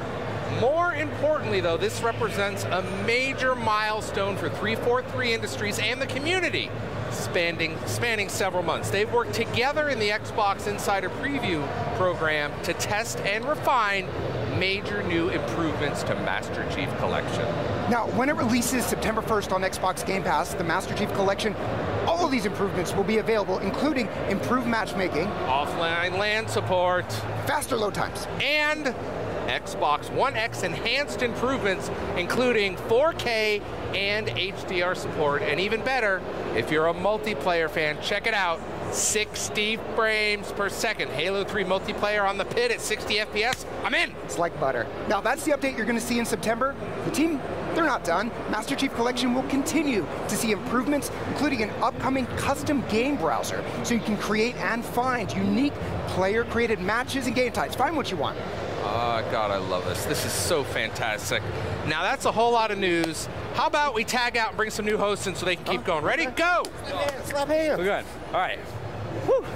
All right, yes, that is huge news for Halo fans, but the Xbox Game Pass team has also had themselves one whale of an August. We've had Hitman Season 1, which, if you haven't played it, harkens back to the best, most creative, challenging, and strategic entries in the series. Agent 47 has never had so many toys to play with and opportunities to exploit. The team also added Ruiner and Rise Son of Rome, which I know is one of the very first games. We both loved it. Like, first time, got my Xbox One, run home, and just finished playing that game. It was awesome. We've also got The Escapist, The Walking Dead, if you love that TV series, awesome game. Another game you love, Connect Rush, a Disney Pixar adventure. Because they do a great job. You know, we're big Pixar fans at home. My son and I, my son's 5 years old, and they take the worlds of Pixar movies and bring them into the game, and you get to play through those worlds. It's amazing. I need to have a go on that. And also, something that I love, Dead Rising 2. If you love zombies, gotta play Dead Rising 2. Absolutely. Now, that was all earlier this month. More recently, Bethesda added Doom and Rage to Xbox Game Pass, 2 single-player shooters at the top of their craft. And if indie games are more your speed, give Graveyard Keeper a look, which is like absolutely terrifying at moments. It's quite creepy, but you've got to give it a go. You're ferrying people to the great beyond, and you're collecting based on that. I know, in the RPG world, it's like, okay, yeah, I'm just going to collect you. Let's go right ahead. No, it's all good. And right now, right here during Gamescom, we've got a special promotion that Larry actually told you about earlier. If you do not have Game Pass yet, you can get your first month for $2, and your second month is free. So there you have it, a ton of great games this month. Master Chief Collection coming September 1st with a huge update, including Xbox One X Enhanced and a special Gamescom only promotion for Xbox Game Pass, $2 for 2 months of Game Pass if you're not yet a member. And get this, we're still not done. The Xbox Game Pass team has cooked up a brand new way to manage your catalog. Starting today, we're inviting you, our viewers, to participate in the beta for the new Xbox Game Pass mobile app. Now, this app provides a new way to discover and download Xbox Game Pass games, even when you're away from your Xbox One console. We sat down with the project lead last week to talk about the new app. We're developing a Game Pass mobile app so that users can access their Game Pass subscription and manage it anytime, anywhere. We want users to know that we're developing this app for them, and so we would love to get feedback from users of how we're doing, what they like, what we can improve on, what they like to see as we start to develop this app. We want users to be able to discover the next game that they want to play in the Game Pass catalog. Once they discover the game that they want to play, they can download it to their Xbox home console. They can also keep updated on their Game Pass subscription, so understand when games are coming to the catalog, when games are leaving, and also see the games that are most popular in Game Pass, as well as get exclusive deals that are only available to the Game Pass subscribers. Additionally, they can browse the games by different genres as well. If they have a specific title in mind, they can search in the app. So right now, for Android users, they can go to the Google Play Store to search that Game Pass app and find it and download it to their device. On iOS, we have a limited number of spots, and so if users want to help us test it out, they should act now. They can go and search through Test Flight, go and sign up, and then they'll receive an invitation. You heard it here first. The Xbox Game Pass beta app is available today. If you have an Android device, the app will be available for everyone to download in the Google Play Store soon. And spots are limited for the beta on iOS, so if you're someone with an iOS device, you'll need to act fast. Go to the website below right now and submit that application to be part of the beta. In just a moment, Graham will dig into Bohemia Interactive's DayZ, but let's get that conversation started right now on the right foot, shall we?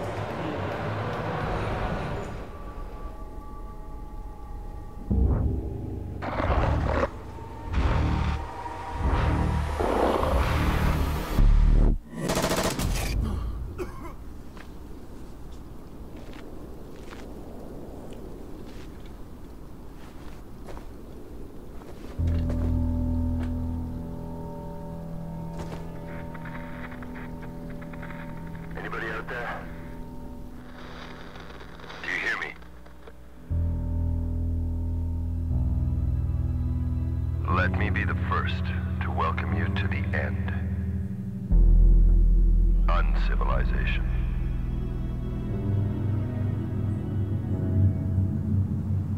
We're in a shitstorm, brother, and the forecast ain't about to change anytime soon. Society has fallen. It's every man for himself. Stay alive.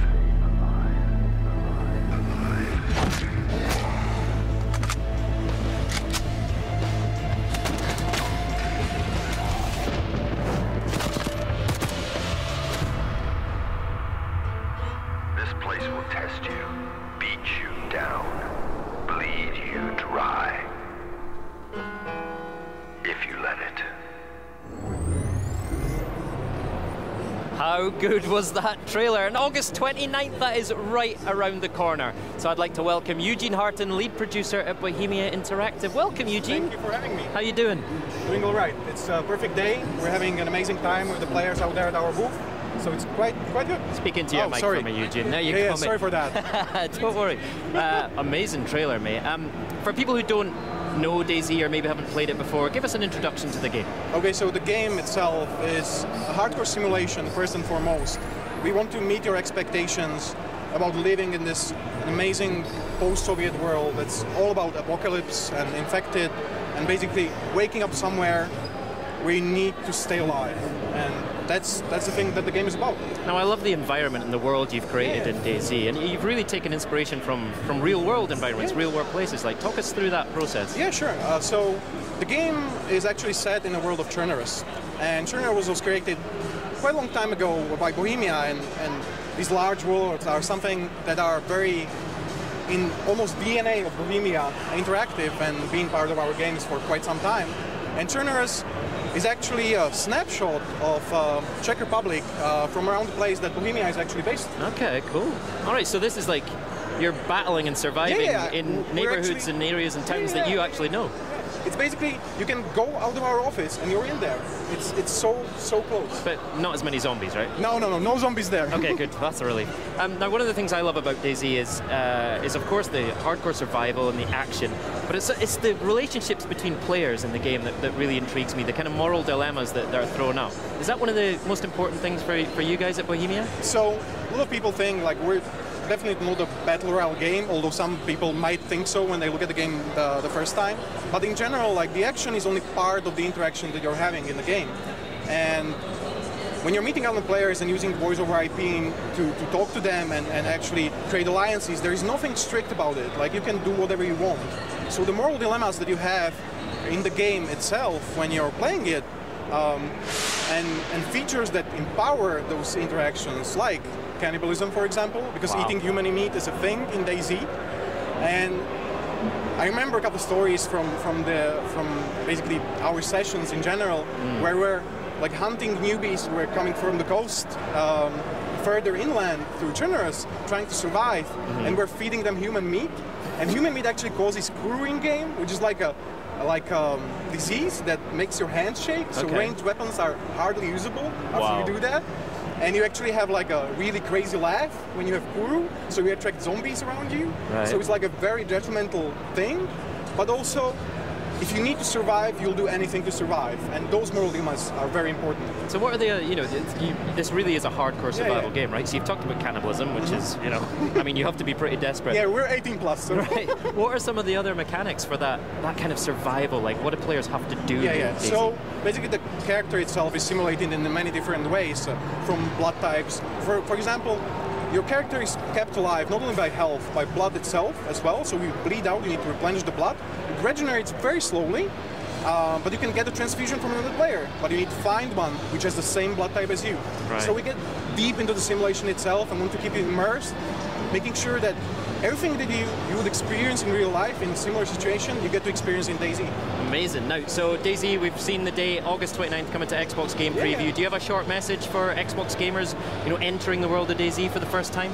The one thing that I really want to say is that DayZ is an amazing hardcore game, and I can't wait for you guys to actually try it out on 29th of August when it comes to Game Preview. I don't think there's experience like DayZ anywhere else on Xbox, so I'm hopeful that you'll at least try it and enjoy it as much as we do. All right, Eugene, that's amazing. I can't wait to try it myself. August 29th, so much great info there in DayZ, right? So, on to Division 2. At E3, they showed us a glimpse of a ravaged Washington, D.C., but the team is back with a brand new look at the world you'll be fighting for next year. Let's take a look, shall we? How could this have happened here? Of all the capitals, of all the nations on Earth, none more vigilant, safeguarded, prepared. Was it vanity?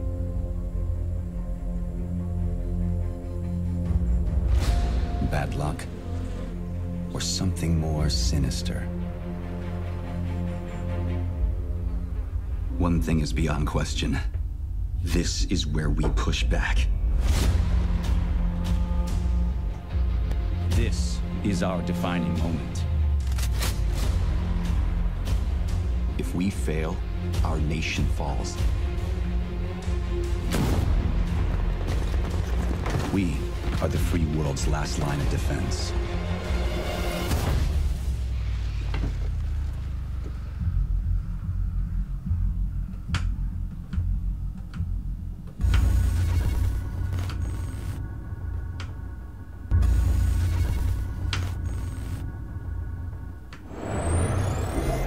We're here with Rich and Dan to talk all things Shadow of the Tomb Raider. Welcome, guys, and thank you very much for joining us, because today we're going to get a sneak peek at Warrior's Trial. Can you tell us what we're going to look at just in a moment? Because I know we're all big Tomb Raider fans. Absolutely. Here. We were talking about this actually right before we went live. Just a few weeks left, yeah? You guys got to be excited. We are very excited. We cannot wait for fans around the world to get their hands on Shadow of the Tomb Raider. It's been a labor of love for us, and we know that they want to be there for Lara Croft's defining moment, so we can't wait for them to play. Absolutely. So you have to take us through the trial. We don't have to B-roll with this, but take us through what those trials are. So, Shadow of the Tomb Raider is all about bringing the tombs to the most terrifying level that they've ever been, and the Warrior's Trial is an amazing example of that, because you have to remember Lara Croft is at the height of her skills. She is the most capable, the most calculating she's ever been, so in order for there to be a challenge, we have to dial up everything else. So the tombs, the combat, the traversal, everything has to be even harder to give you a challenge, to give Lara a challenge. So Warrior's Trial is all about delivering that challenge. And the Warrior's Trial for us, when we start thinking about it at the beginning, it was all about, when we talk about on Rise about deadly tombs, the tomb needs to be more dangerous. In this case, for Warrior's Trial is the perfect example of everything tries to kill you. Even the things that you interact with try to kill you.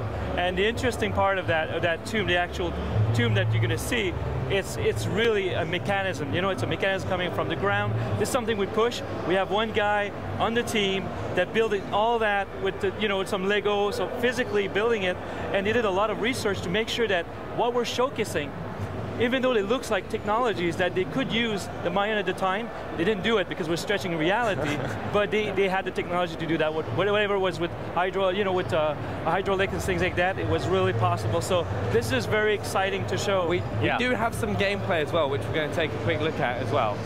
So should we kind of throw this on? So what are we seeing here? It's on the top. Yeah. So of course we have to start with the high dive, right? It's the fan favorite. Of course. We love letting Lara go full 360-degree movement underwater. So we start just by letting people know that if you explore enough, you may find even a challenge tomb underwater. Because underwater survival is a key part of Shadow of the Tomb Raider. Rise of the Tomb Raider, you were just paddling around the surface, you could submerge just a little bit. Now this is full-on claustrophobic, manage your oxygen. That scares me because I remember the first time I wandered in the last Tomb Raider game. I wandered too far into a cave expecting to find a tomb, and I found a bear instead. And I already heard you mention everything wants to kill you. Everything does, and that's the same thing with underwater, where you've got moray eels, you've got piranhas, you've got crevasses, you've got to squeeze through. Lara doesn't have an oxygen tank, so again, you don't know what's waiting on the other side. It might just be your death. That's kind of terrifying. So we were pushing the spelunking experience. We kind of like experienced that on Rise of the Tomb Raider. In this case, we pushed it a lot. And the only place on Earth that is not fully discovered, it's all these underground caverns. And in this game, we wanted to push that even further. So going underwater, not knowing if you're going to have enough air or not knowing what's going to happen next, but finding a tomb, it's very rewarding. So that was super important for us. And you talk about fan favorites. One of my favorite parts, me being the fan of the series that I am, I loved getting towards what I thought was the end of the tomb, and the floor would suddenly give out from me, and we had that sequence, that animation, where I'm uncontrollably sliding to what I hoped wasn't certain doom. We're absolutely delivering even bigger challenge tombs, so I think you're going to like that, because before, the challenge tombs were great little, smaller areas, but now the crypts are as big as what the challenge tombs used to be in Rise of the Tomb Raider, and now the challenge tombs are as big as the regular tombs. Also, what are we starting to see here, because we're coming up to the end of the gameplay kit? Right, so right now, what you're seeing is another example of all the pieces that Lara has to interact with actually being dangerous as well. You saw that she cut her arm on one of the inactive traps. That's to let you know that those obsidian blades are still going to kill you. So of course there are traps in the tombs, but there are also just puzzle pieces that if you fail to interact with them correctly, will kill you. So this is, right now, we've never shown anything beyond this moment. So this is the first time that you're going to get to see how you have to interact with the different puzzle elements of the Warrior's Trial. And you can see that this is filled with spinning contraptions, blades, flames, everything trying to stop Lara from reaching the secret. You seriously weren't joking when you said everything's been like up to notch. But that spinning flame looks incredible. I love that if the camera cut back right now, they'd see Benny and I hunched over watching this gameplay reveal for the first time with everybody else. Like, we're super excited for this. Well, we love, and thank you. We love making it feel like Lara has to earn the secrets of the world. If you think about Shadow of the Tomb Raider, just like every other game in the Tomb Raider series, it is always about the world being a character that is pushing against Lara to protect its secrets. And so if Lara's at the height of her skills, the world pushes back harder than ever. So things like this challenge tomb are there to protect the skills that you unlock by reaching the center. I'm excited. I know Benny's certainly excited. I want to thank you both so much for joining us. Just a few short weeks away. We're almost there, yeah? Remember, Xbox Game Pass subscribers can play Rise of the Tomb Raider right now. All right, well, you know what goes great with a fantastic new game release? A hot new bundle, of course. Check out the Xbox One X Shadow of the Tomb Raider bundle. So it's got a terabyte of storage, and it comes with the full game download of Shadow of the Tomb Raider, a wireless controller, a 1-month Xbox Game Pass trial with access to over 100 games, and a 14-day Xbox Live Gold trial. So pre-order away. So, coming up in just a moment, Graham will be sitting down with Ralph Fulton from Playground Games to talk all things Forza Horizon 4. But first, a deeper look into one of the announcements from here at Gamescom. Bandai Namco have partnered with Supermassive Games, yes, that's right, Supermassive Games, to bring you an exciting new horror anthology series called The Dark Pictures. The first game is called Man of Medan and will launch in 2019. Here's Pete Samuels from Supermassive to give us a first look.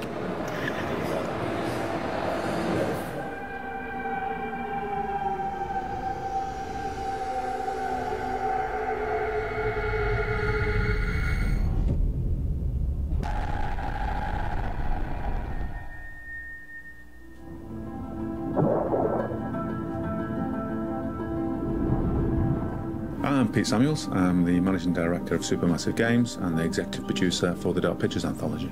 You should have never gone down to that plane in the first place. It's bad luck. You think you can scavenge down there and it makes no difference, but every single thing you bring back has an essence. It's like a ghost you invite to the surface. People drown in these waters and you have to respect their resting place. Damn straight. Brad, you got a fun ghost story, right? The Dark Pictures Anthology is a series of standalone horror games building on Supermassive's reputation for horror, where the choices that you make and the actions that you take define the stories that you get. First game, Man of Medan, will release in 2019. Our plan from there is to release 2 games a year. Each story is unique and has different characters, different environments, and is based on different subgenres of horror. Oh, shit! Oh.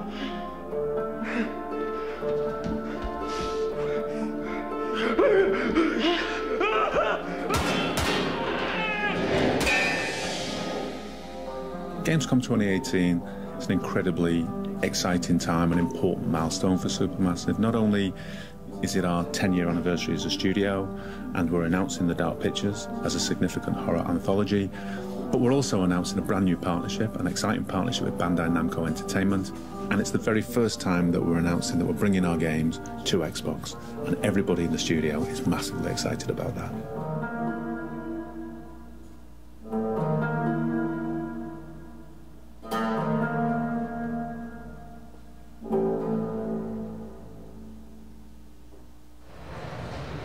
Ooh, spooky stuff there. Right, it's my favourite time of Gamescom. I am here with Ralph Fulton from Playground Games. Ralph, how you doing, mate? I'm good, how are you? What do you think of our stage this year? I love it, yeah. It's a good look for the show, right? Yeah, absolutely. I wish we were a bit closer to your McLaren Senna over there. Thank you for bringing it back again. You know you're not allowed any closer than you've been. I got in at E3 and then got into trouble retrospectively because apparently, like everyone else, was starting to try and get into it. And I was like, it wasn't my fault. It's a problem. It's a problem. Anyway, Forza Horizon 4, it's coming up very fast now. Isn't it? Yeah, we're on the train now, aren't we? So yeah, we're here at Gamescom.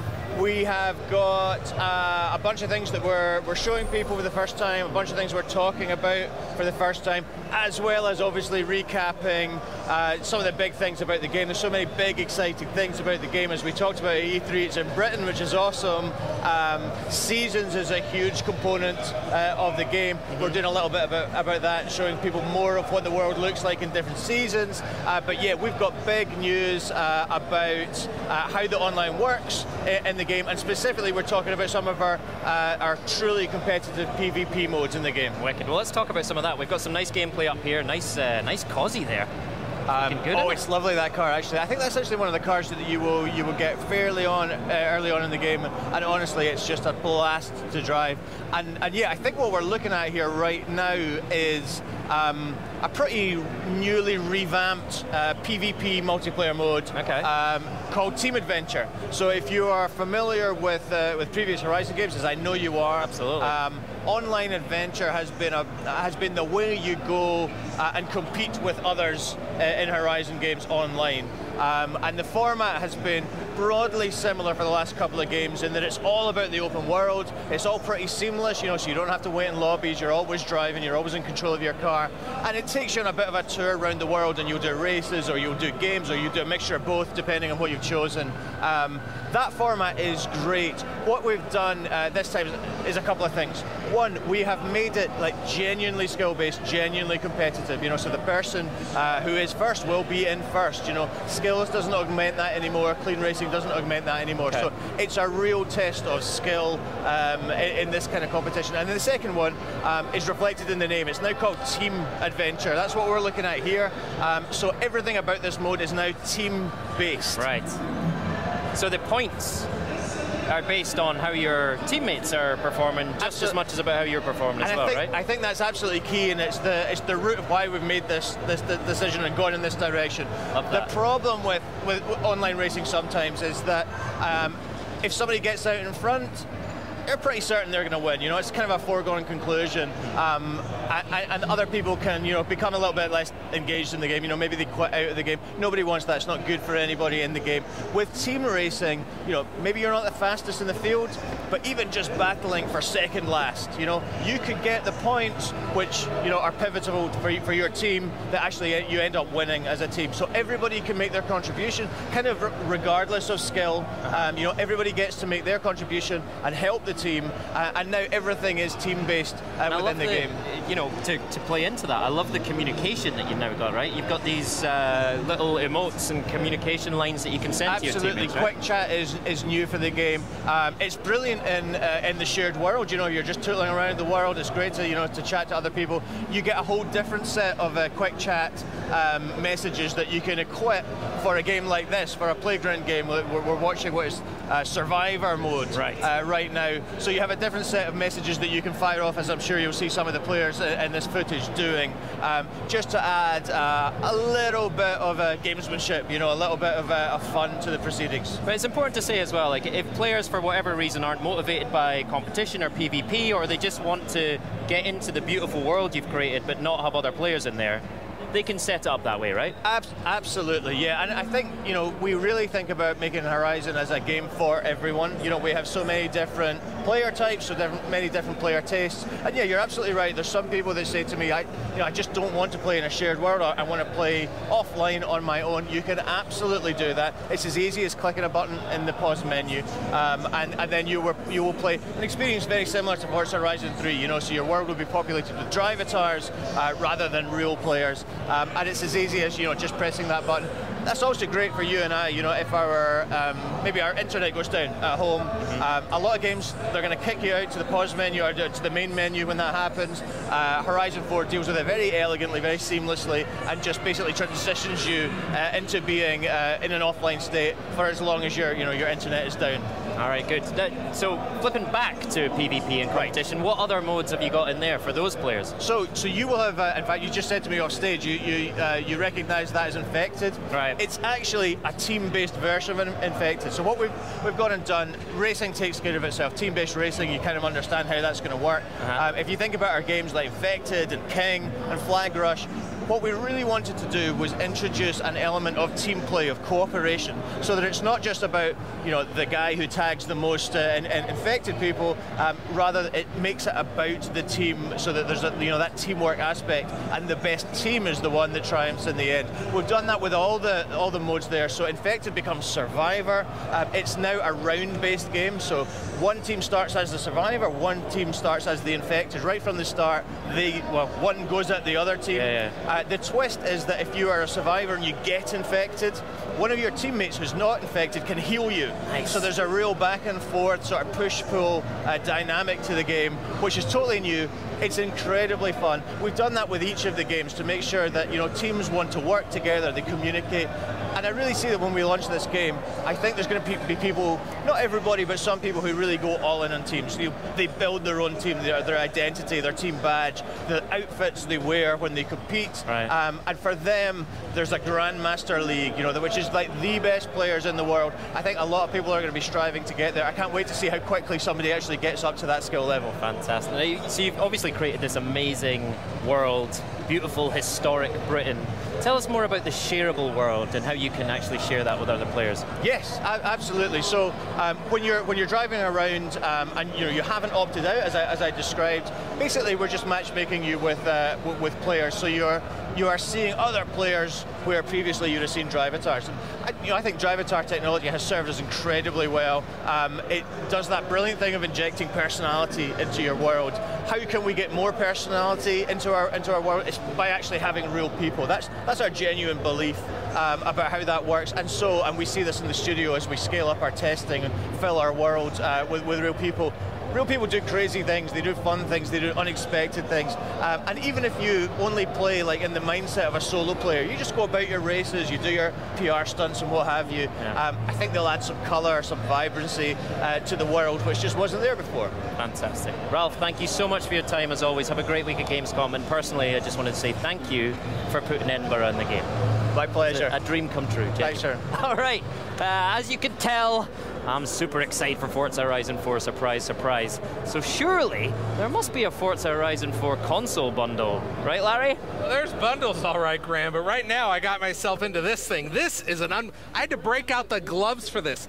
This is the McLaren Senna, which is the $1 million cover car for Forza Horizon. I had to wear the gloves for this thing.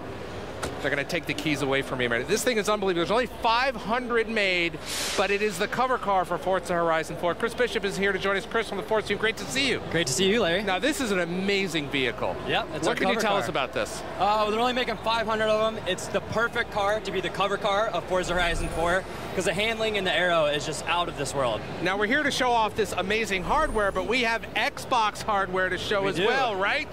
What do we have here? So, happy to announce a Xbox One S, $299, comes with Forza Horizon 4, of course. 1 month Game Pass, 2 weeks of Xbox Live Gold. Great value, $299, and it'll be available at launch October 2nd. This is one of the cheapest ways to get this car. Great value. More or less. Yeah, digitally but that's not all. We got more, yeah. What do we have here? So this is the Xbox One X bundle, and includes both Forza Horizon 4 and Forza Motorsport 7. Right. 1 month Game Pass, 2 weeks of Xbox Live Gold. Both, of course, come with the wireless controller, so 2 great options for a new Xbox customers. To get yourself into Forza Horizon 4, which comes out when? October 2nd, and both the bundles will be available at launch. This is fantastic. I know I'm really excited about this game. It was great to see Ralph and Graham together again up on stage. I am so excited for this game. It looks beautiful. I'm going to give this back to you because I got to throw it back to the stage and get back into my car. Chris, thank you so much. All right, now we're going to go back to the stage to wrap things up. Thank you, Larry. It has been an incredible experience here at Gamescom. We introduced Hunt Showdown to the Xbox world. We dug into a brand new Metro Exodus experience, and Wanda Russell was here from Undead Labs to tell us about the Daybreak Pack for State of Decay 2. We had a visit from Bethesda's Pete Hines, who showed off the new camp system for Fallout 76. Plus, we unveiled the sweet, sweet Battlefield 5 Gold Rush Xbox One X bundle. Oh yes, it's a bundle of bundles. So it's great to have so much to look forward to. From great bundles to new controllers, DLC, and Master Chief Collection coming to Xbox Game Pass. And as long as we're talking about the future, Episode 7 of Inside Xbox will be live from, brace yourself, an undisclosed location. You can unbrace yourself now. Okay, to celebrate one of the biggest launches of the year, Forza Horizon 4. And I can't wait to find out where they're sending us. I'm definitely coming, right? Right? You have to do it now. Oh, we're going. Secrets are no fun unless Julia makes you a part of one. Either way, I'm in. Now, we've had a ton of fun today, and I'm looking forward to seeing everything Gamescom has to offer. From all of us here in Cologne, Germany, thank you so much for watching, and we will see you next time on Inside Xbox. Bye!